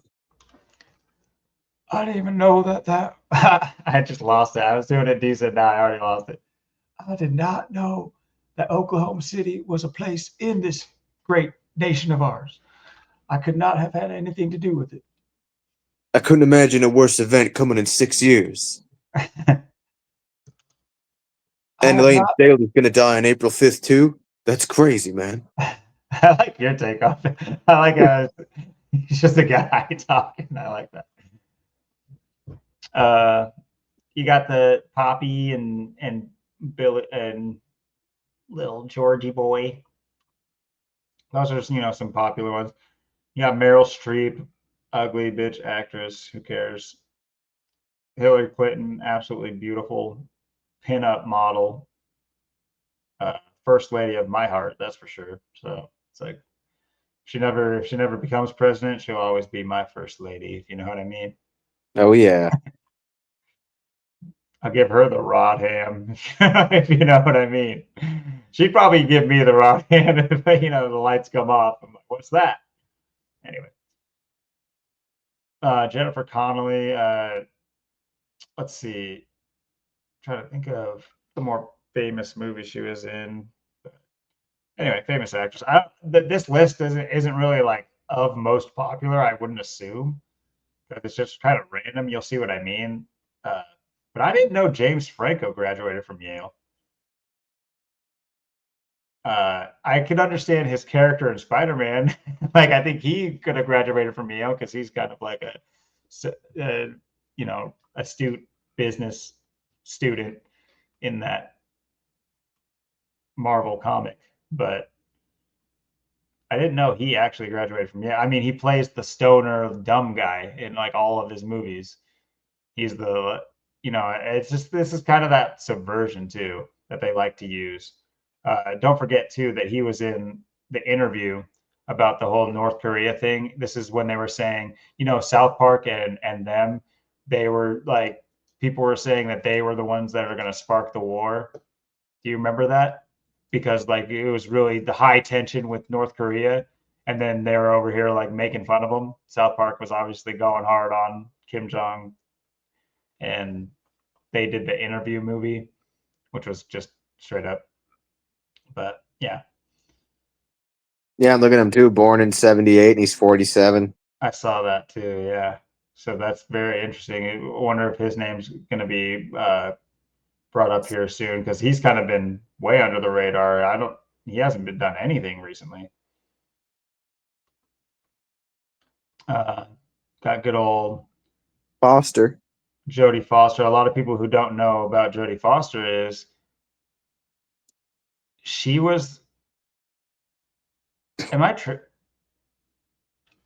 What was she the reason for? Oh, the assassination attempt on Ronald Reagan.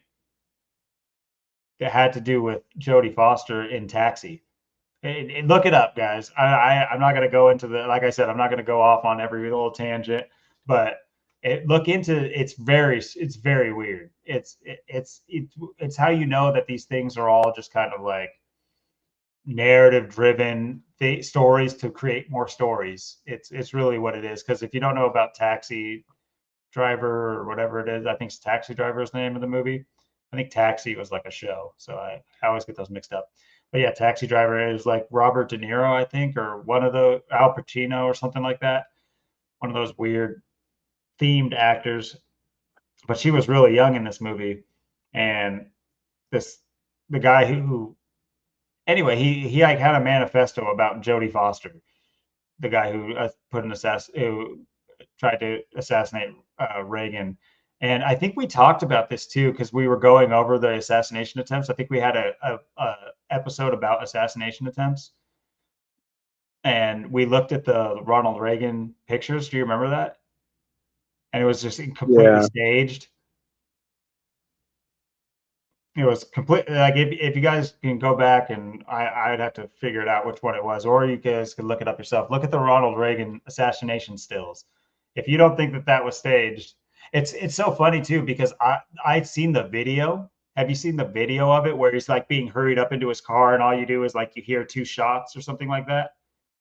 Well, Yeah. from that angle, it looks like much more like personal and intimate. Like there was a lot of people around. But when you see the photos, they were in like this large area up against this stone wall, and there was press across the street, and there was other guys over here. It was a photo shoot. It is definitely something to look into. Gerald Ford, this kind of passed me. I didn't realize that Ford was a Yale graduate. This whole time we've been talking about, Gerald Ford and his prediction for a female president and things like that. I never actually realized he graduated from Yale. So that's another interesting one. I would assume he was tapped into one of the secret societies, if not Skull and Bones. Now, I remember hearing about Alexei Navalny, just the name really, but I don't remember what this was all about. So it has to do with like some sort of a collusion, not collusion, but I don't care. Famous name. But anyway, you have Bush and you have his vice president, Dick both Cheney. both Yale graduates. It's funny because all the times we talk about Bush being graduating from Yale, I don't think I've ever heard Bush and Dick Cheney went to Yale. You know what I mean? When I was going through this list, there were so many that I was just like, why don't I, that should be more common. It's just like to drive a point home that about Skull and Bones involvement in 9/11. It's just like pointing out that both George Bush and Dick Cheney went to Yale would be, I would assume would be a good place to go, especially if you know about the Bush legacy, especially with George H.W. Bush, how he was basically a nobody who was given by Prescott Bush the random what's the word, like when you have people on working for you on this, he was given like I guess he was tasked by like NSA and stuff like that to head up an organizations when he was just an oil. He initially did oil and things like that under his dad, but then anyway, I could go into it. I swear these episodes are never going to end because there's so much I want to talk about. I can't even get through 15 of a list without taking up 20 minutes. My bad. Good old Hunter. One thing I didn't know is that Biden's ex-wife is named Neela Hunter Biden. I don't know. Kind of weird that you would name your son after your wife's middle name. Is that not weird? Yeah. Just wondering. But I did know he went to Yale. I did know that. Clara Danes, she was considered a great actress for a while. I don't know where she's been since, but they chose a good picture of her because she's only 46, maybe not. Thought she was older. Angela Bassett, it's like she's basically in her prime right now with the whole pendulum swing we talk about.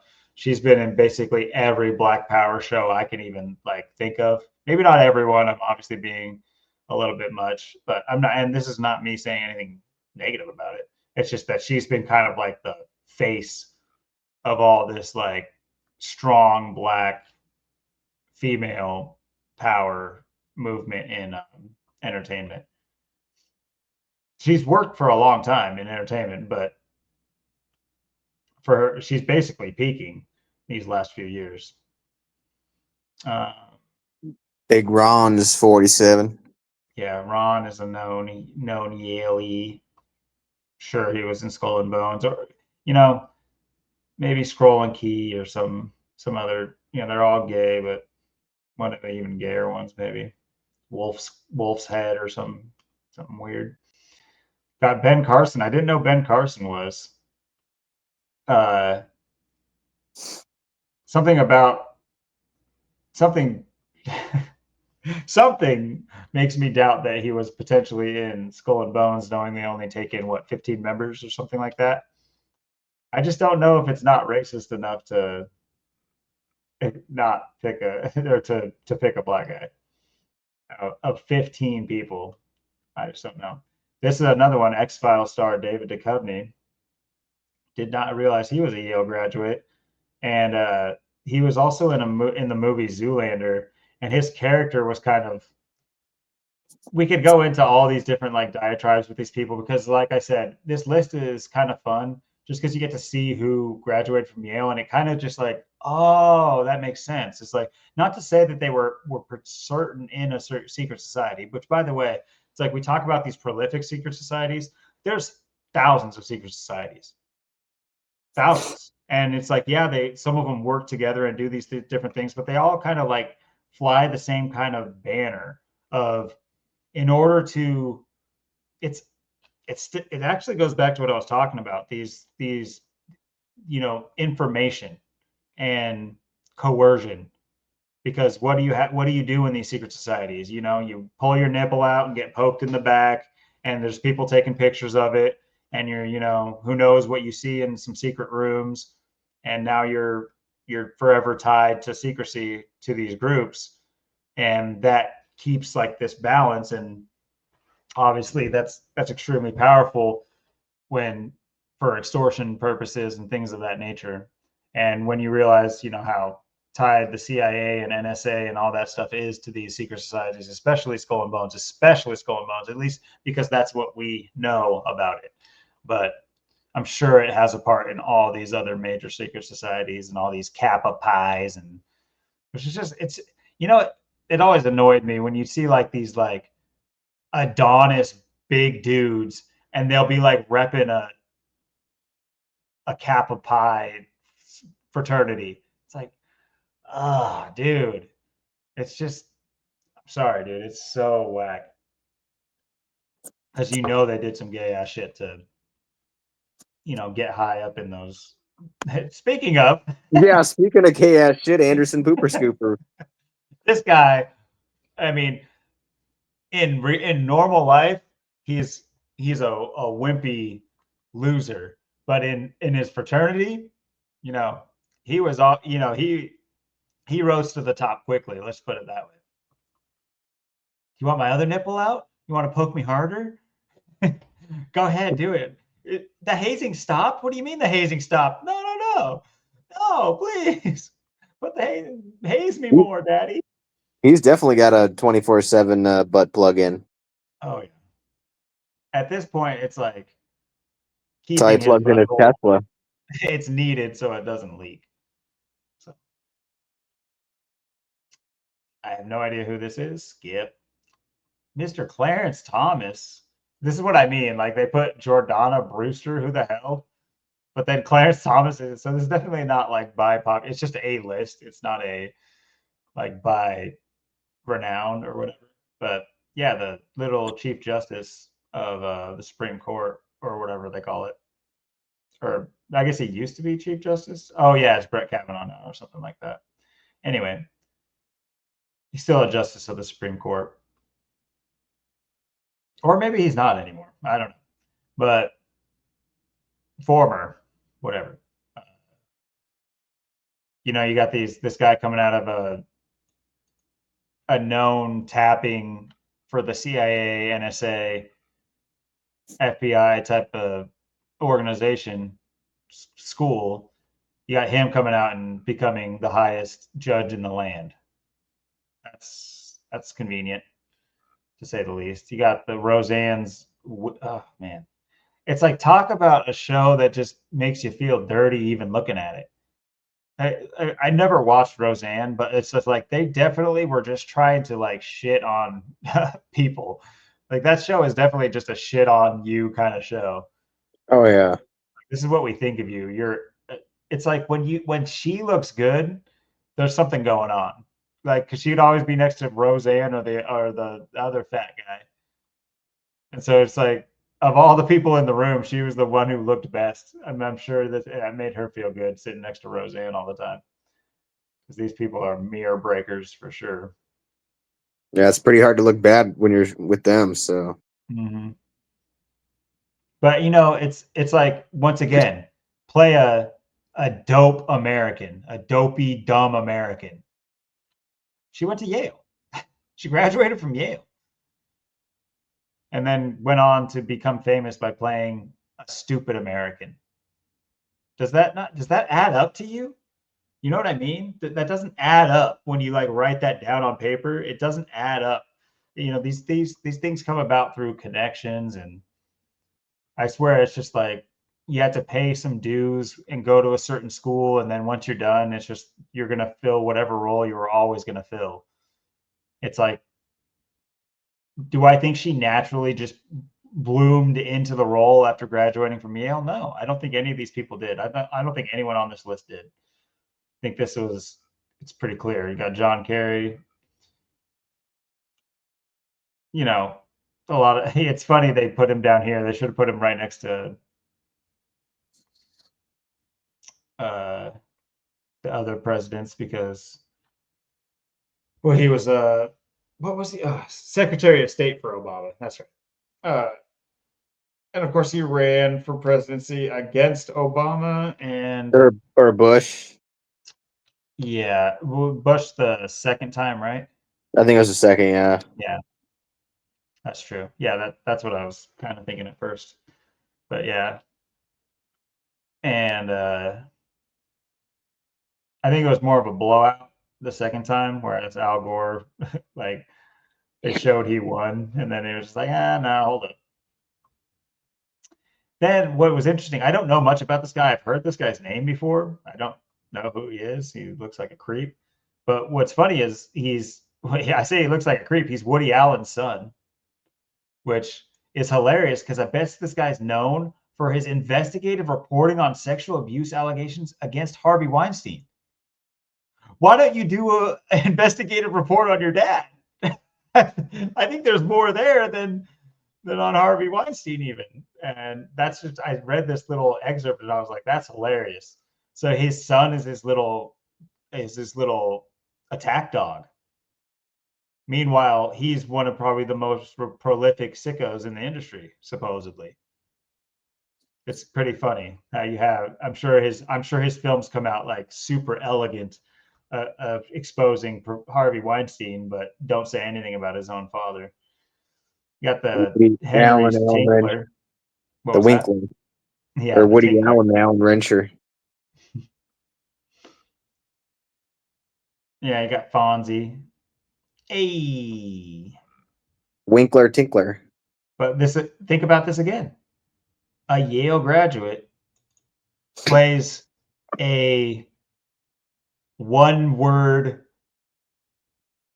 stupid. Yeah, the Fonz was stupid. He was a greaser. He was like a let's skip school, go beat on the jukebox in Happy Days. So it's once again, are we going to see anyone that plays like anyone? Okay, yeah, we got Meryl Streep and Clara Danes, but aside from that, so far we have a bunch of people that come out and play stupid roles when they're Yale graduates. It's almost like trying to keep something hidden. It's interesting. Oliver Stone, he's a filmmaker. He did like it doesn't list what movies he did. I want to say he did. I don't care enough about it, but he's made a bunch of mostly like war movies for what I remember and what this says. But keep in mind, a lot of entertainment coming out of Yale University, lawyer school. A lot of entertainment actors. Another one right here. I don't remember who this is. I don't know who this is. Wait, what? She won an NAACP award. This lady? This lady? I don't care to look it up.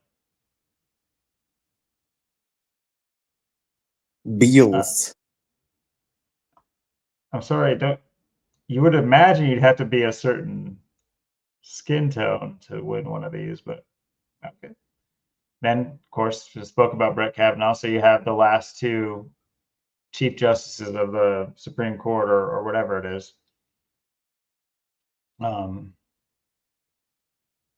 Justices of the Supreme Court, maybe not chief justice, whatever, being Yale graduates. So interesting,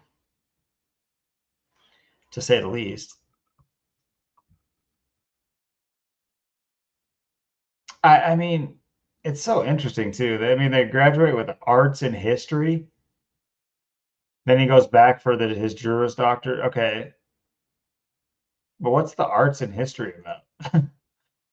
What do you do with that bachelor? What does that get? What does that help serve you at, like, as a judge? What anyway?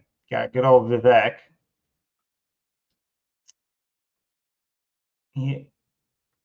I'm not gonna do it. I'm not gonna do it. I was gonna do an accent. I'm not gonna do it. But yeah, if you don't know this, he's not just like some guy who dresses up in plaid and goes and talks to stupid white people in Alabama and Iowa. He owns a pharmaceutical company. So it's like people sat there and said, for a while that Vivek, he's going to be on Doge and he's all this and all that. And the reason he backed out of Doge is because he plans on running and he's with MAGA and all that stuff. Like, okay, he owns a pharmaceutical company. It's like, I thought we were shooting these people in the street. I thought we were fine. Where's Luigi? Where's Luigi? It was easier when Luigi was around. It was a better time. Got another William. Yeah, I got Billy Taft. It's Bill Taft, all right. Everybody knows it's Bill Taft.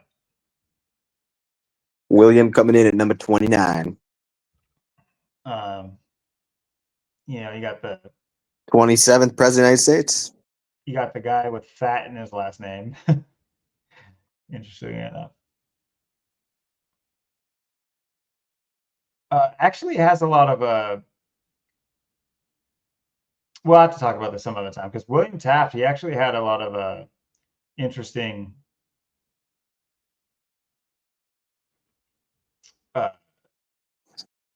not coincidences, but a lot of things coincided with, I think, Trump when I looked into it, but we'll see.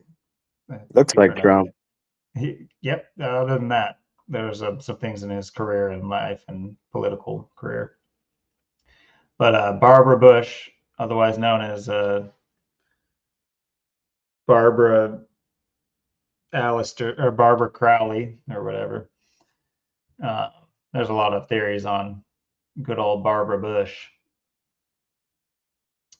This is George W. Bush's mom and George H.W. Bush's handsome wife. It's almost as if you can see they took the Adam's apple out. Yeah. It's kind of interesting. Got Cory Booker, the outspoken dude out of New Jersey, the 201 area code. Another lawyer.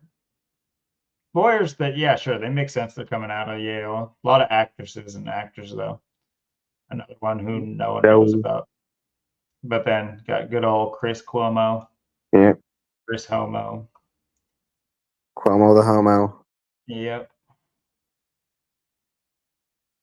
And, you know, to an extent, he plays a dumbass. You know what I mean? He comes out there and reads a teleprompter that's 90% of the time wrong on purpose, and he knows he's doing it. He knows he's just out there to be like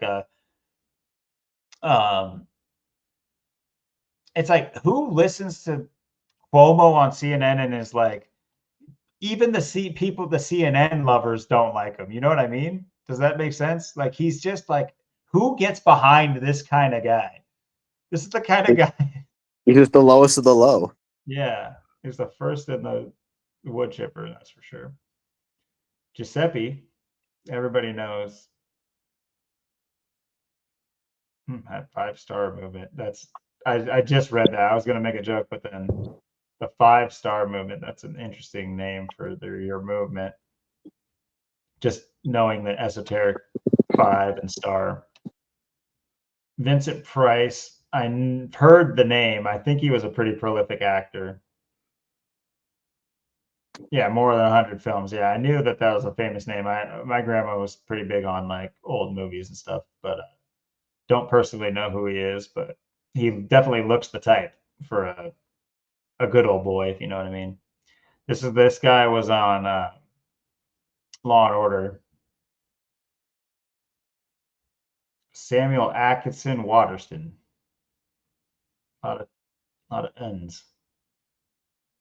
The Crown Princess of Sweden happened to just come over here and go to Yale, and he got good old boy.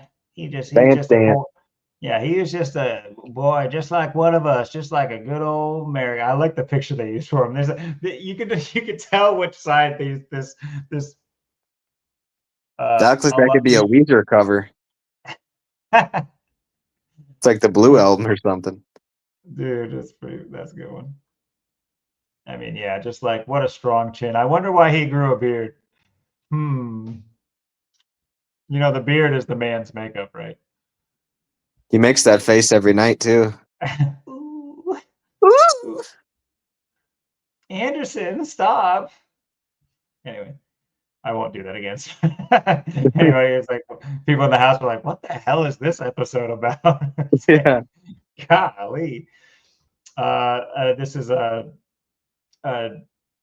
yeah, she's a member associate. I knew Soto Mayor. But yeah, she's a member. She's a justice on the Supreme Court. A lot of those coming out. I mean, it makes sense to go to Yale. It's like, okay, yeah, I guess makes sense. Office Space actor. So this is another dope. You know, he's literally portraying the dead inside American. That's what this whole movie is about. So that's interesting. Once again, just kind of showing you the skewed amount of people coming out of here and playing kind of like retarded roles when they're, you know, Harvard educated or Yale educated. Sorry. Alan looks like Rockefeller there. Yeah, he looks like he celebrated Feel as Young as You Are. Yeah. With Harry Hamlin. Yeah, he did. He brought old Harry. He said, "Shave everything, Harry. I want you shaved, Hamlin, tonight." Not so Harry Hamlin. But yeah, Looks like Dan Schneider looks like Josh Peck from Drake and Josh. that's probably why he hired Josh Peck. He's like, I see a lot of me in you. You probably personally fed him too. He's like, take off your shoes, take off your socks, and come into my room and let's eat. You can eat a Let's start burger. with a hairdo real quick. Yeah. Why don't you cover me in slime? We'll make our own Nickelodeon awards in here. Cyril's having too much fun, just laughing about it. Yeah, it's all a joke to him. It's not funny, Yeah. dude. It's not funny. But Cyril Ramaphosa from South Africa just comes over and graduates from Yale. Herman. Don't know anything that this. I have no idea anything of that. But another Law and Order. It's funny, you graduate from Yale and you go to Law and Order, the show. It's like, no, I wanted to be an actual lawyer. No.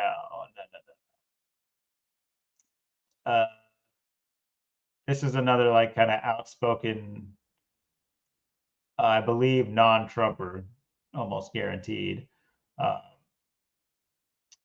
This is the lady who was presiding over Trump going to court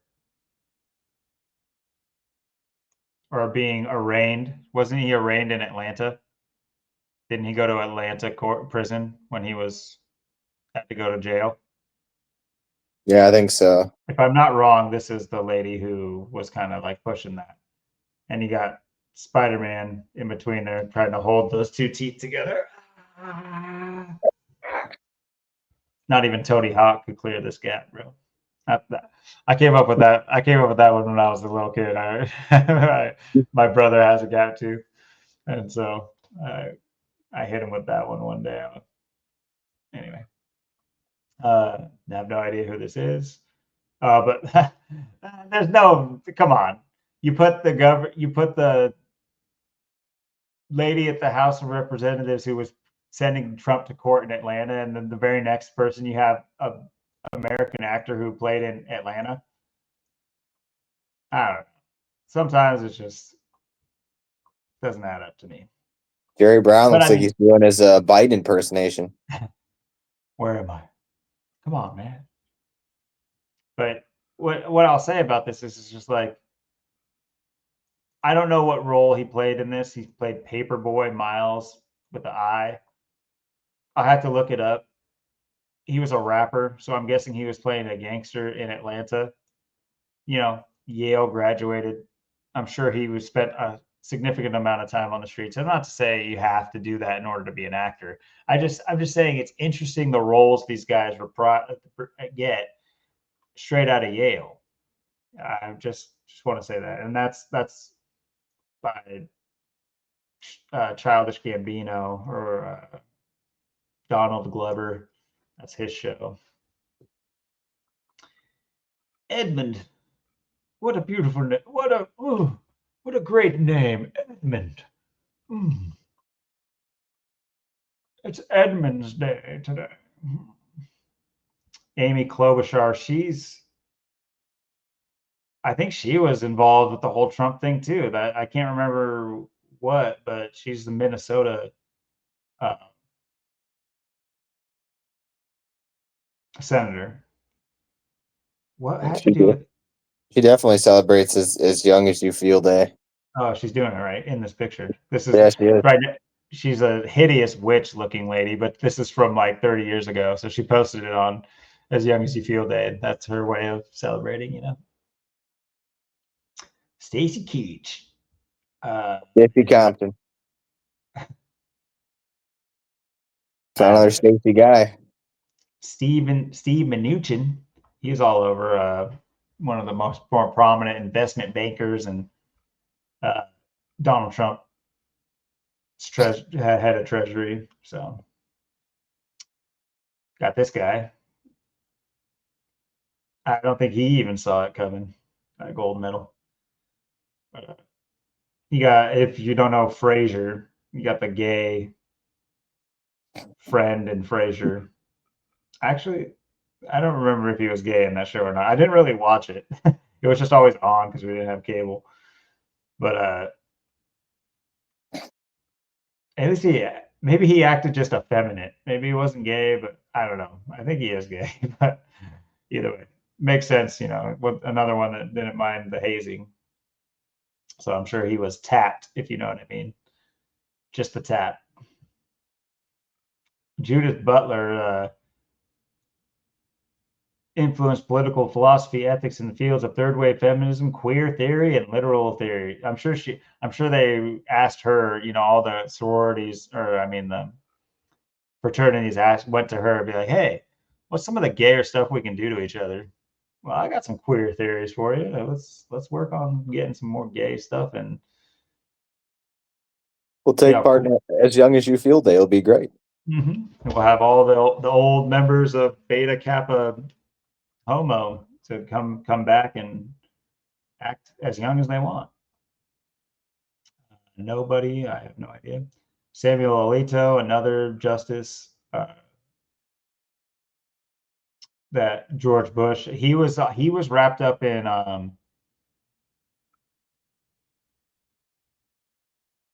it had to do with 9/11.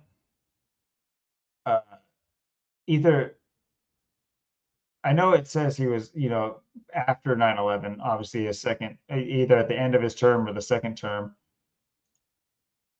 But there was something to do with like contracts with I shouldn't speak on it. I can't remember.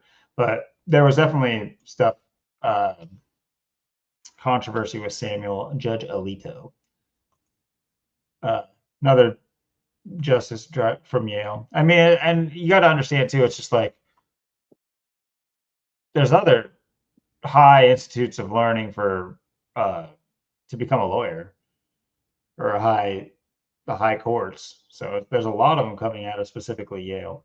Let's try to speed run this. Nobody who cares. Apparently this guy's like worth a lot of money from television. Looks like he knows it too. Thumbing his nose up at me. Anita Hill. I need to take a piss. That's what that face looks like. Yeah. Or shit or something. Yeah, I need to stop holding it in and I'm constipated. I don't know. I need an X-Lax or something. I've seen this guy. It looks like he's on Viagra. He's an American climate investor. What the hell is that? But yeah, you can tell he's just an absolute douchebag. Grace Hopper, God rest her soul. Here's another one that I thought interesting, that this should be way higher on the list for people with less attention spans to go through this whole damn list. But he's another one that ends up in my feed that I've never clicked on, but they just think I want to see him grilling fake people on fake topics and pretending like he's keeping the American interests at the center of the Senate. Have you seen these videos at all? Where he's just grilling these people about stupid shit like their tweets and stuff. Anyway, he's another Yale graduate. Looks like he's an absolute asshole, and people think that he's like part of clearing the swamp, is what I'm trying to say. And he's from Missouri, like swampiest place. I mean, like actual swampy. Anyway, got the Dolphins head coach. I don't think I ever knew he was a Yale. Oh, is he? Why is he wearing an Atlanta Falcons shirt? Anyway, what a weirdo. But yeah, he I didn't know he was from Yale, but he's the youngest. I think he's the youngest coach ever. Maybe not. He's 42. Maybe I don't know when Mike Tomlin started coaching. He was pretty young. Anyway, I could be wrong. There's probably younger ones, but he's definitely younger for a head coach in the NFL. Cole Porter, sure. Don Gummer. Give me the Gummer, Don. Yeah. Take your teeth out. I want the Gummer. You got this is a great picture they used for his, like, holy moly. Yeah. Anyway, I don't even want to say what I was going to say, but yeah, this is George Bush's daughter. He named him after his mom, or his dad, his other dad. And then you got Chimamanda Ngozi Adichie. So keep that in mind. Another Ford. You got Gerald Ford and Henry Ford. This one being the automotive Ford. He is a Yale graduate. Oh, Bob Woodward. I seem to remember back in the day. Yeah, it says he's an investigative journalist or whatever. I do remember. I think I remember this name coming about with like documentaries and stuff. John Calhoun. Calhoun. Who cares? He had nice hair, but that's about it. Usha Vance. This is another one. Interesting. This is according to JD Vance's whole story, which I don't know if you know about that. How he has like a book about his like how he was just a country boy and he got to learn out all the ways of being high society. Anyway, this is his wife, and if you don't know, her name is Ushabala Chilakuri Vance. So I think I might have just like put a hex on myself or you or someone you know. So please call your loved ones after this episode because I think I might have just anyway. That's not nice. But then who cares? Nobody knows. Nobody cares. This guy seems prominent. Yeah. American inventor and painter. After establishing his reputation as a portrait painter, Morrison is. Oh, did he do Morse code? Yeah. Inventor of Morse code was a Yale graduate. I wonder why somebody focused so hard on like a secret language that only some people know how to talk. I wonder how he probably wasn't in Skull and Bones though. He probably wasn't in a secret society. He probably has nothing to do with it. This guy plays like a villain in all of the movies he's in. Little Children. I'm sure he's proud of this. Kelly Martin, no idea. Paul Krugman looks like a Krugman, that's for sure. So, you got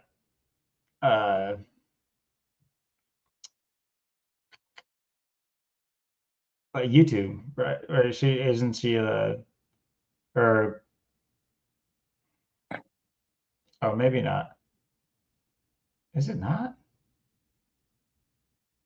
Was she not like the YouTube lady? It probably says right here, co-founder and board member of Google, whatever. I swear that Wojcicki. Anyway, I guess she got popular with the 23andMe. Give me your vital liquids, and we'll tell you if you were related to somebody. I guess.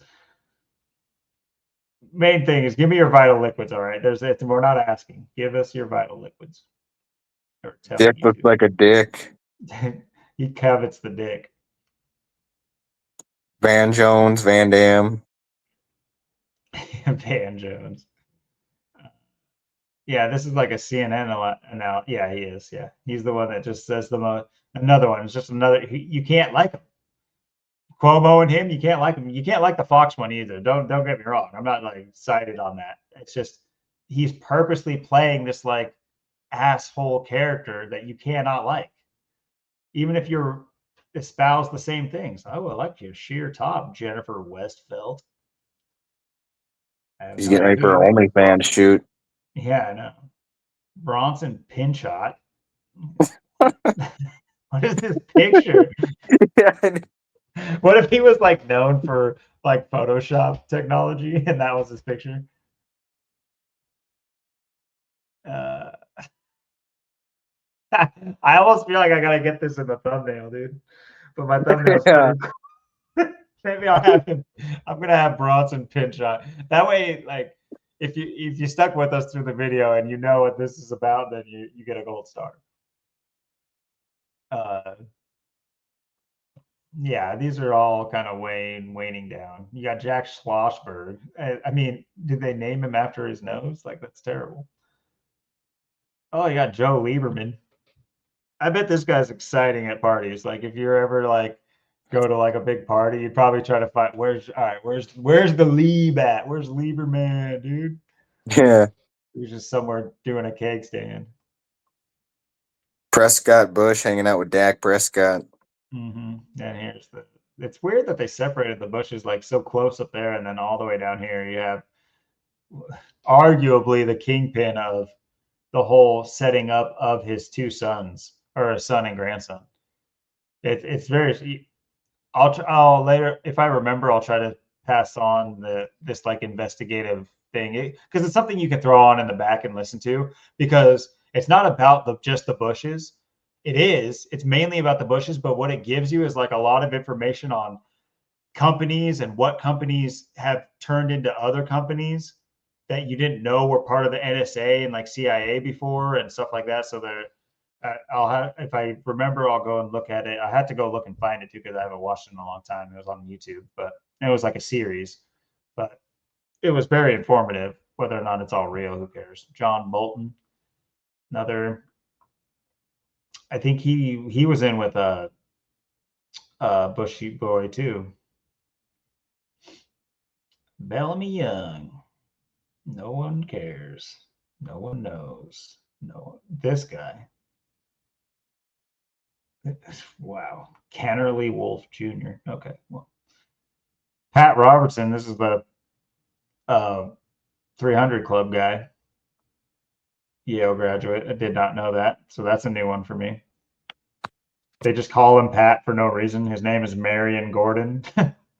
This is what I mean. It's just like there's so many things that it's just, why would you not go by your name? Like if you are literally, you know what I mean? There's certain things that it's like simplicity and like transparency and being like, I mean, people might just say, yeah, nickname, whatever. It just seems so weird to be so holy and in one with Jesus and Christ and like use a different name. It's just kind of, to me, it seems kind of weird. Let's see, two left. Robert Reich, he was yeah, here we go. He was involved in a scandal. Robert Reich, I know that. I can't remember exactly what it was. Probably had something to do with the Panama Canal, though, knowing he served with Jimmy Carter. And if everyone's favorite Ernesto Zedillo to round us out. Anyway, I just thought this list was kind of interesting. Got to see a lot of them that were not super well known, potentially, to be Yale graduates. Anyway.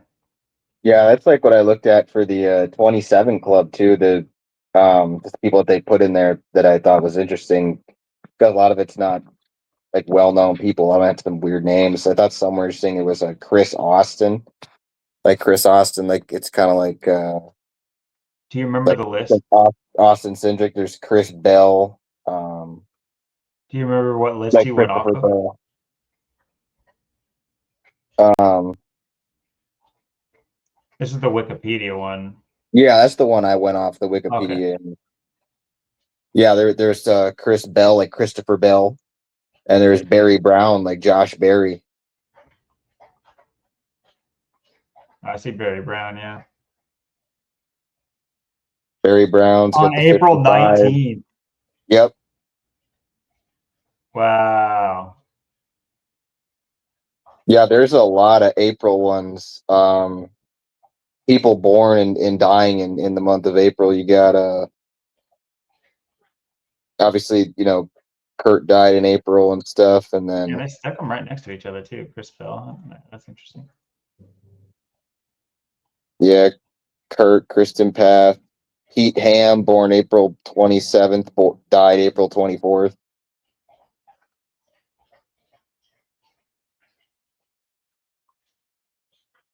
Finbar Donnelly, born April 25th.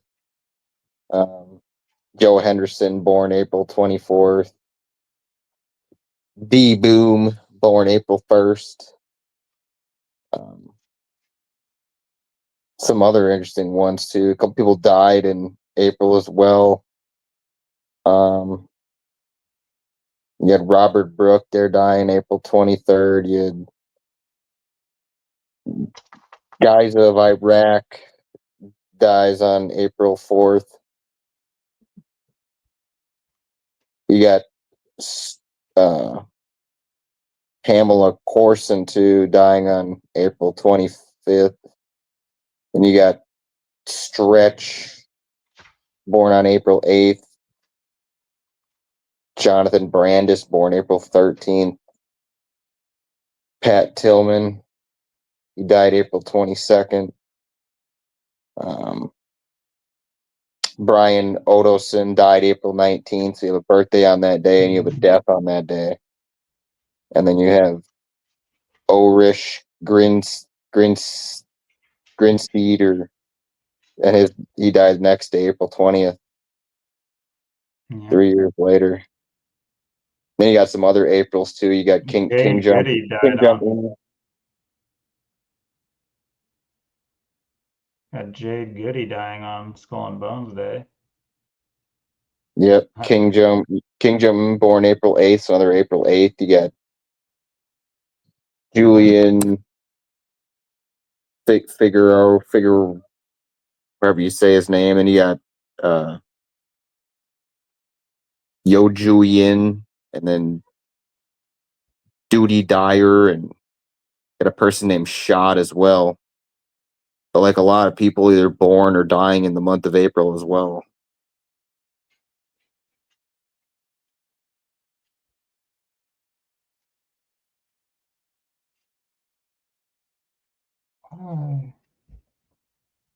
Ciao. The dog is going nuts right now. Might jump up here.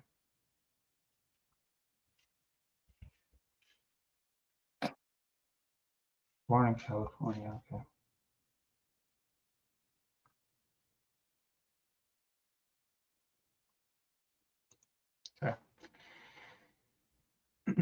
Okay. Murder Killer. Huh.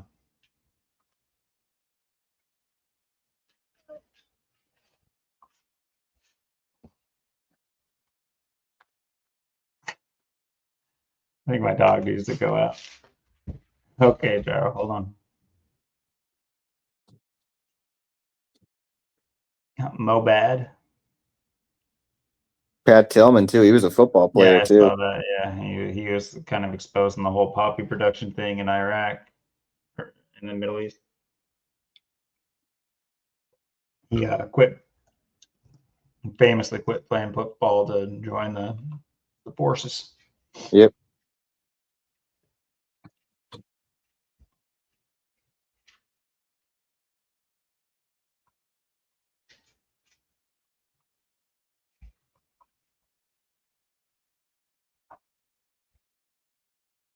I wonder if this list is like kept up.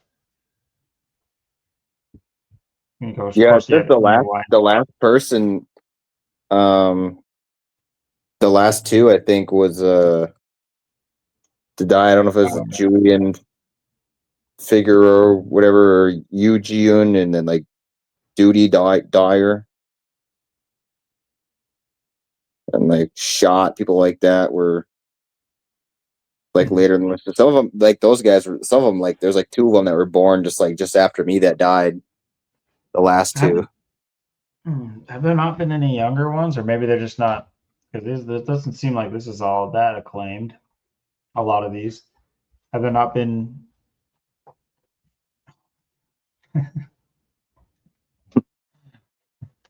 Sure, honey. I'll take you in a minute. I swear Zach's covered quite a few rappers. They must have been just older than 27, because I swear have been some young ones like pretty recently.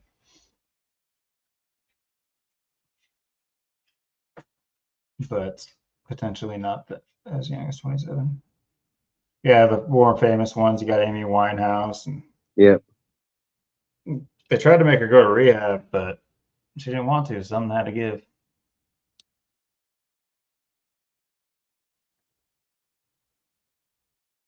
Amy Jade, huh? That's really weird, because like Eminem's daughter's named Haley Jade. It just sounds the same. Interesting.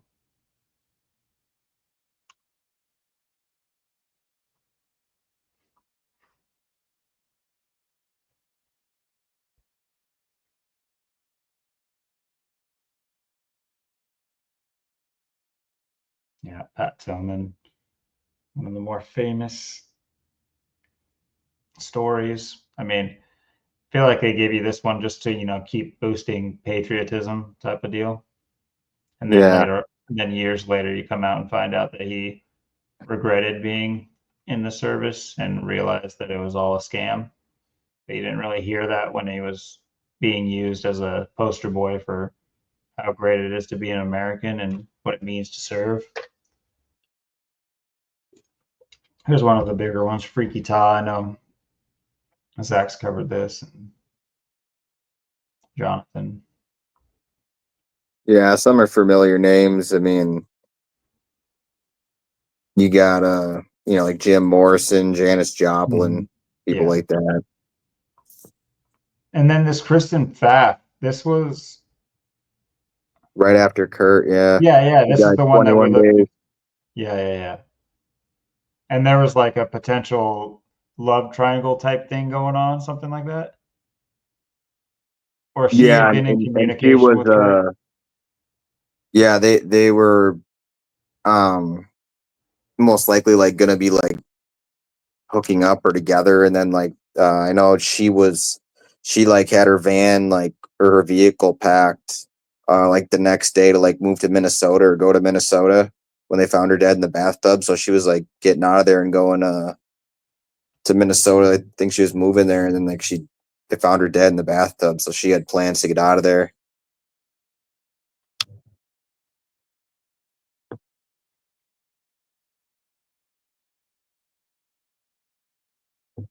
Yeah, it was just a few months later. Yeah, it's crazy.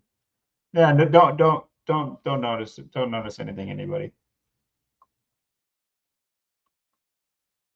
Yeah, move along, people. Nothing to see here.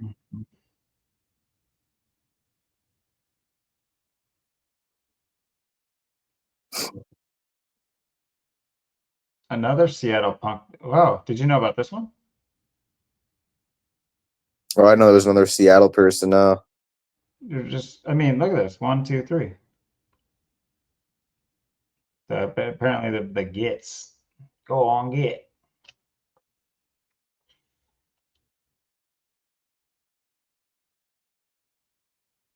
Dead on 7-7. Yeah. Murdered.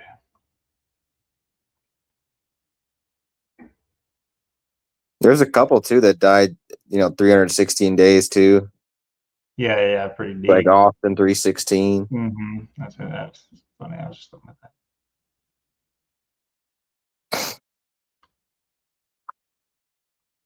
that. I mean, Pete Ham, he was just like, I'm almost out of it. Whew, just a couple more days and it won't be me. I won't be such a piece of ham no more. Yeah, it couldn't be me. I'm already made it this far. They wouldn't do it. Oh, 3 days left. I'm going to bed. Oh, wait. No, I'm just going to kill myself. Oh, they give us the definition. I clicked on that. I was like, that's the definition. No, don't do it, brother.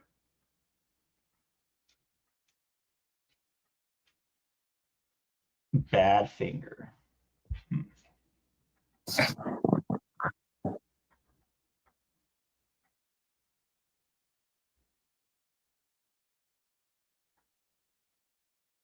Obviously, got Jim Morrison. This was like an earlier, like, correct me if I'm wrong, but it's kind of like an earlier Cobain, the effect he had, and how he kind of like made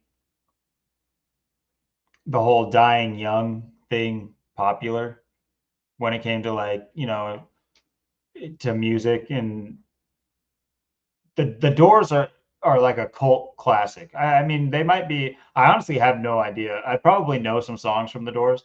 My mom, I think, liked the Doors, but I honestly can't tell you any songs from the Doors. I didn't really like listen. I never like retroactively went back and listened to too much from this era and style of music. In fact, I listened to older stuff rather than this. I was like listening to oldies more than I was ever listening to like 70s music. But Yeah, it's kind of the same thing with like Janis Joplin and stuff. yeah, that's a very good point.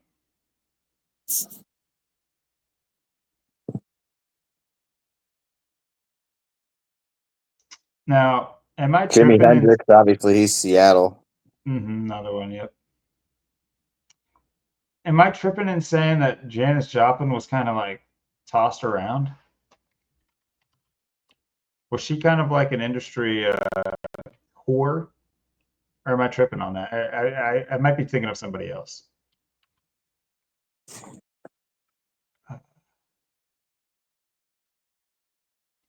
How do I say this?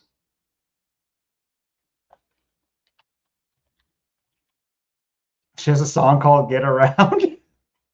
Oh, no, it's a lyric. Wait, what? Get around. Okay, it just says get around in it. Well, that's what I'm saying. I think she did get around.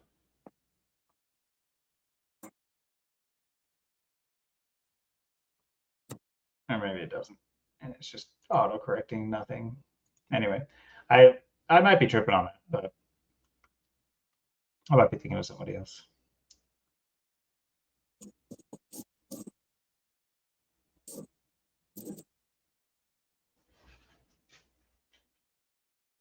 Good old Jimmy. You just had to keep strumming that guitar, brother. You didn't have to put those drums in you, boy.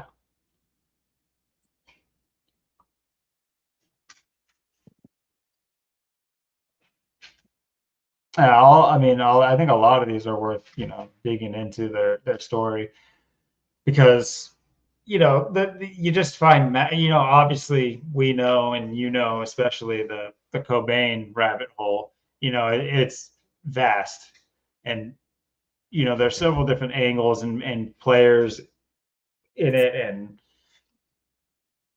there's you could take it at face value and what sells t-shirts, and then you look a little bit deeper and you realize there's a lot more to it, and it was definitely a narrative builder to have him taken off the map, whether or not he truly died or not. Either way, he's out of off of that scene for better or worse, for music that is. And his death affected countless amounts of his fans and fans of the scene or music, and even just music in general. So anyway, I think with a lot of these, there's something to be looked in and seeing just how these people died, and if there was foul play or not, or what their death represented. Because why I'm saying that is because it's like the 27 Club became a thing. Do I think it's almost similar to like memes. It's like people think memes are just like arbitrary, but the reason like memes exist, especially the most popular ones, is what I mean, is it's like it becomes real. It's like self-fulfilling. It's like you can sit there and say a meme is just a meme, but it gets around so far and so quickly that it becomes something. Look at Dogecoin. Look at Department of Government Efficiency. All of a sudden, it's a literal meme is now a government branch, or not a branch, but within a branch of your government. And you look at things that what I'm trying to say is like, we didn't create the 20s. Do I think that somebody that was just normal like you and I decided, wow, a lot of people are dying at 27, I'll compile a list? I don't think so. I think the list was given to us and kind of like and shown, hey,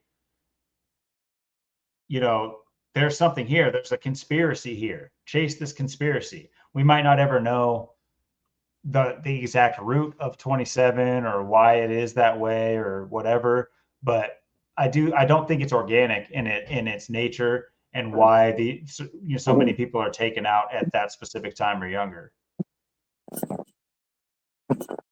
Yeah, and it's just the whole like 27. I mean, there's, like you said, there's so many different things where you have the 27 Club. Like I said, you have Cobain and Hendrix in there, and then you have specific dates too, like April 5th, and like Cobain dying on that day, and Lane Staley, and then there was another Seattle musician too that died on April 5th. So Yeah, the 27 Club is another angle of how they link all this up from different dates, and whether they're killing someone on the 4554, which is coming up 2 weeks on our episode 29, but or if they're gonna 27 Club you, like what they did with Cobain and Hendrix and stuff, and then just looking where other people fit the ritual, get them on April 5th or whatever. So yeah, and a lot of these, like I said, a lot of these people, some of them are well known, but some of these people don't even really know. And then, like I said, there's some people on there already that are younger than me. It's kind of interesting and weird to think about too. So it's like you got to look at it too, like it's just this ongoing trend narrative, and it's just whoever they want in it is whoever they're going to put in it.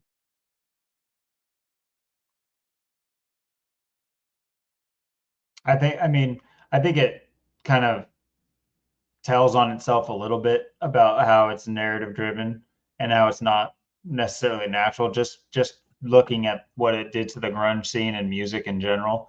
There's a lot of names on this list. I think you could probably find a more succinct like musical list that would have more names than this. I'm almost positive. Yeah, and how many say, some of them say suicide, some of them say murder. It's like, a lot of people are supposed to be being murdered. A lot of them say suicide, but we know a lot of that times it's just murder too, or just death staging. So it's interesting to see what they call out. Some are plane crashes, some are car crashes, some are Exactly. drug overdose or hanging or shooting themselves. So Right, they were doing these boring things all the way back in '74 still too. It's just so dumb and boring. I wonder if they were getting bored of plane crashes back in the '70s. Because I'm sure bored of them now.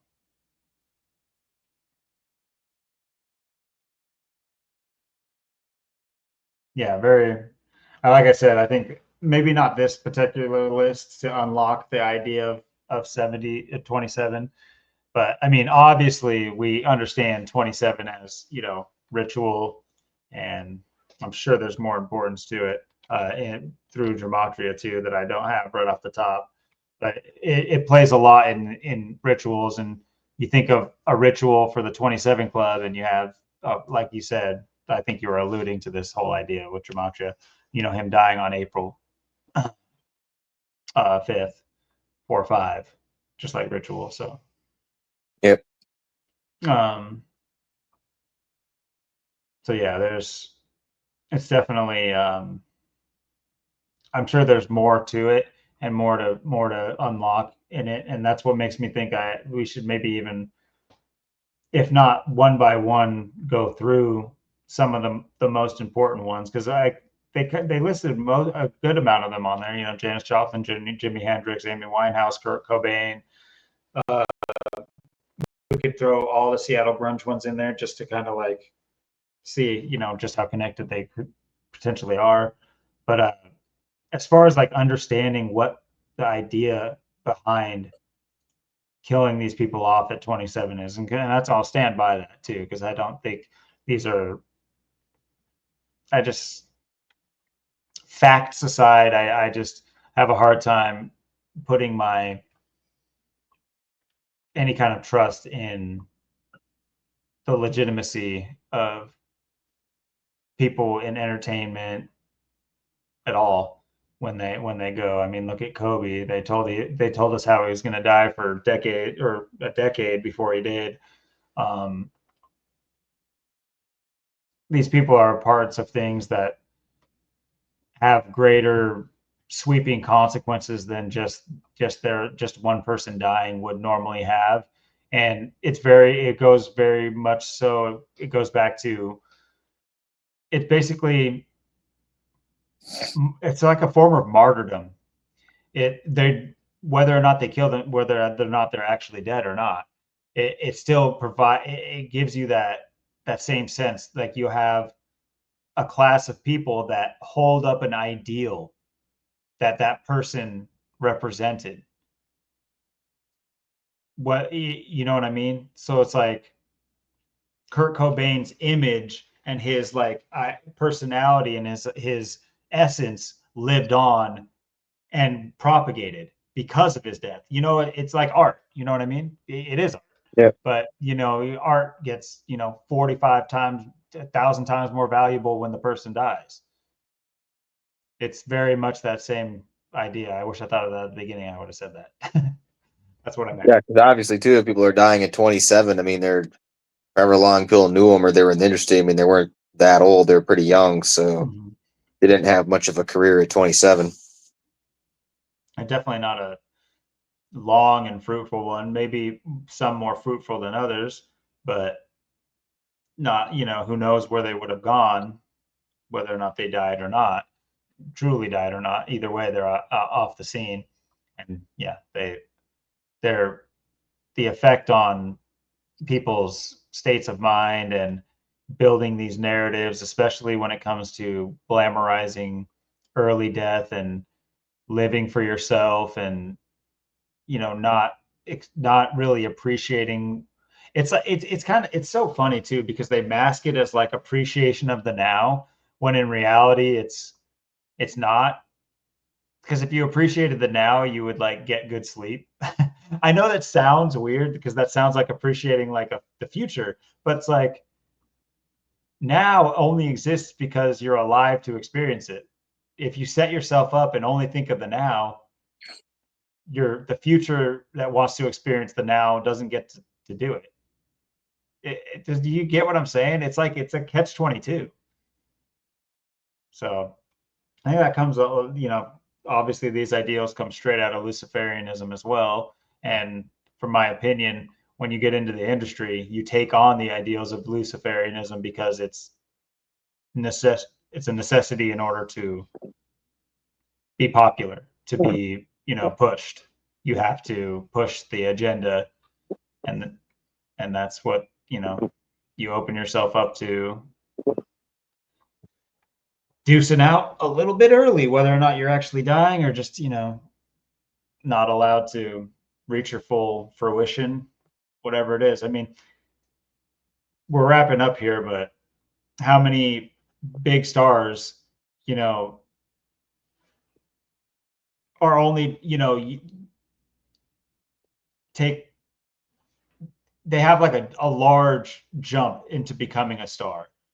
I'm doing terrible here at the end, but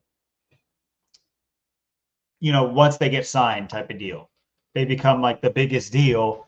And at that point, it's not up to them anymore. You give up on, it's almost like you're giving up on yourself when you take these deals, and so what happens kind of deal. I mean, that's the idea. I do think that there is more foreknowledge to a lot of these stars. And they know what the plan is, whether or not, like, I'm open to I'm open to finding out that the people are dying and they're okay with dying on that day. Like, they signed on the dotted line for what they got, and they have to come to terms with that over the few years that they get their riches. That it's going to come to an end one day. And man, I can only imagine if that is how it is. We see how fast days can move for us right now. Imagine knowing your death date. I bet those days would start flying. I bet when you signed it, you were all coked out and drugged out and thought that that day would never come because you're on a bunch of downers, because they want you on downers. And then you get off those downers and you realize you have 4 years left, and it's just like, oh shit. I got Yeah. go time.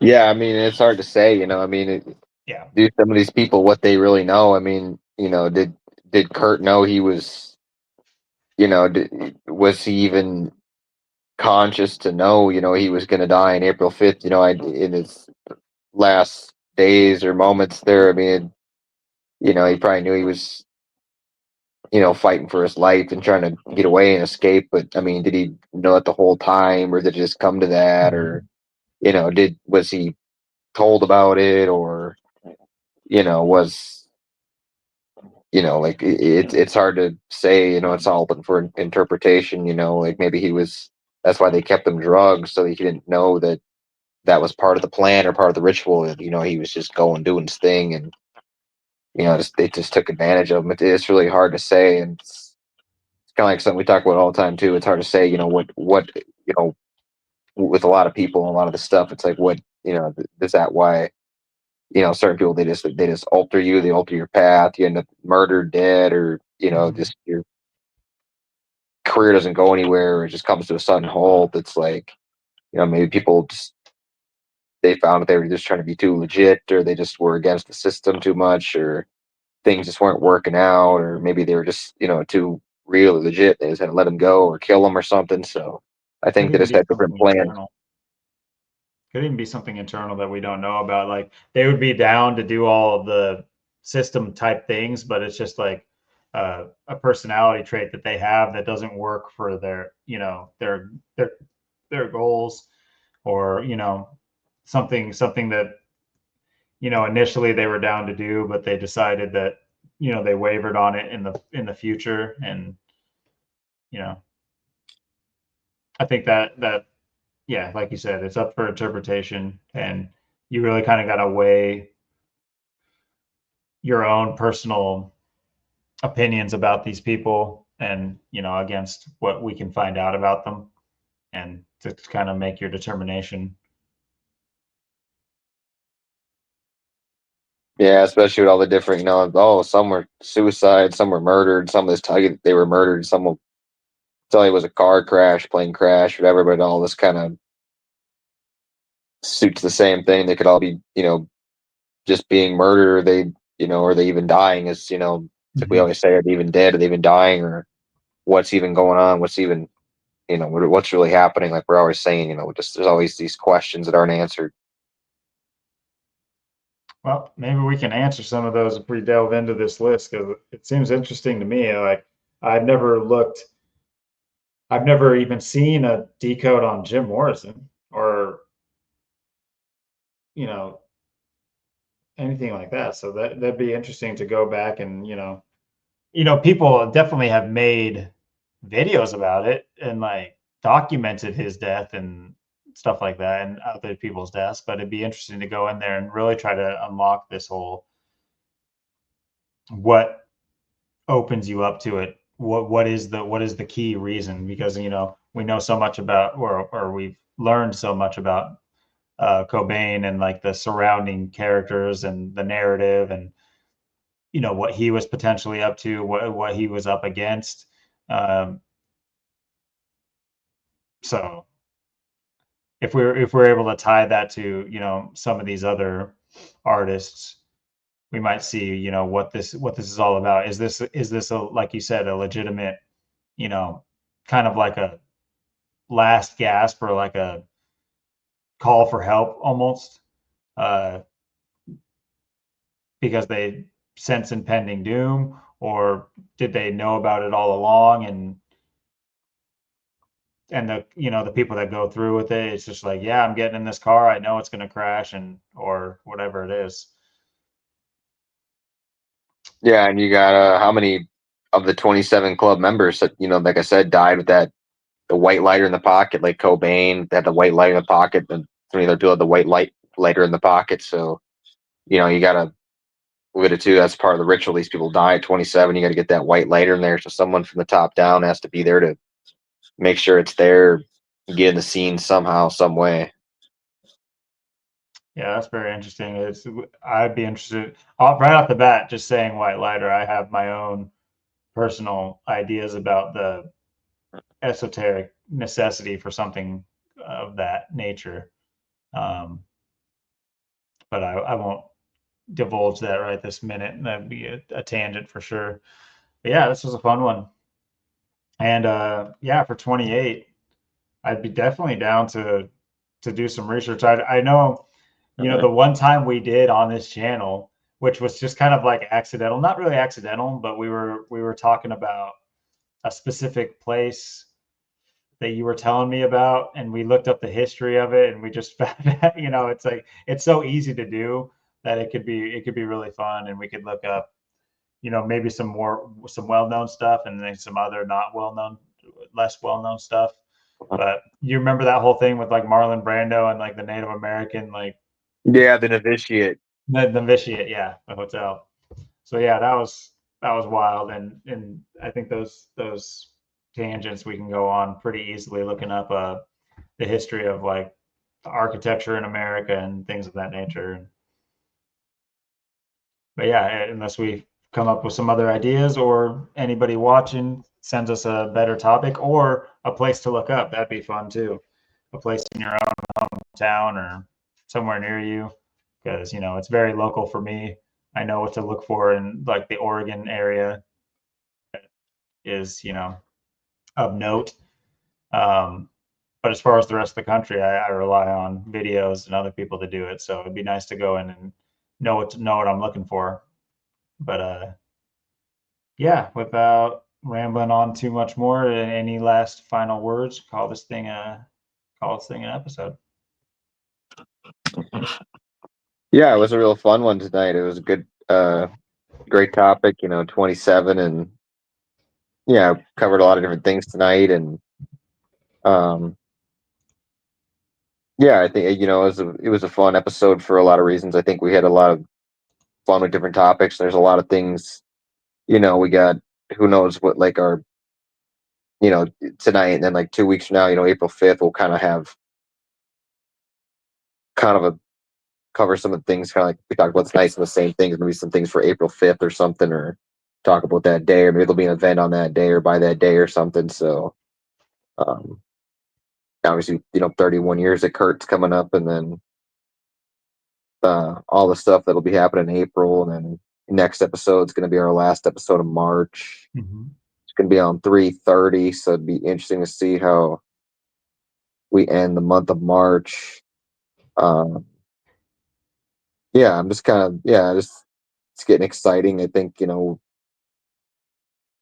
tonight I think was pretty good because we had we just kind of went through some things. We you know kind of the mix of things to talk about wasn't just like when we talked about the 27 Club, with like a little bit of Skull and Bones and stuff like that, and 322 and some things on that day, and of course went over some NASCAR. We went over some NASCAR from last week and this week, and then just just some other things, and then we just kind of riffed on some things the first hour, so kind of a little something for everybody this episode. And yeah, like I said, next episode, like I said, could be like like buildings or monuments or whatever Mm-hmm.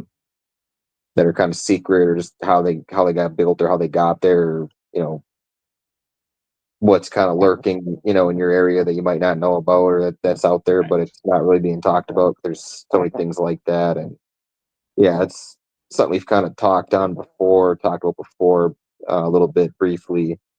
But yeah, it'd be fun to go into that and look into that more and stuff too. And yeah, I guess we'll see too if it's kind of an eventful week, if it's going to be more of another last March week of kind of being quiet and chill, or maybe there'll be some fireworks for the end of March here, some precursors for April. So yeah, we're kind of in that home stretch right now. It's kind of it's just weird. It's just like the April's coming, and yeah, I don't know. We'll have to see how this week plays out, if what happens really. But yeah, it's like I just feel like we're on like April. I feel like we're just going to be. I'm expecting more, day to day, week to week type of activity that's going to really be amped up Mm-hmm. by that time. Well, don't sleep on our free tip, guys. If you're a betting soul, I at least throw $1 on our boy Denny. There's a lot of narrative, I think, there. Besides the numbers, I think they've been kind of like scooting him up. And if they're doing the I think they will all. I think for a while at least they will. They're not, nobody's going to be 2-peat and 3-peating for a while. I don't see that happening. It's already so unlikely that it would kind of just like fail the sniff test if it just kept happening. So I think Denny's he's priming himself, and he's looking at number 55 in 55 town. So look out for that. Thanks for hanging out with us. If you made it this far, leave. I I feel as young as I want to feel in the comment section, and we'll know what that's all about. That won't flag us as like a weird channel. Yeah. Anyway, thanks guys, and deuces. Peace.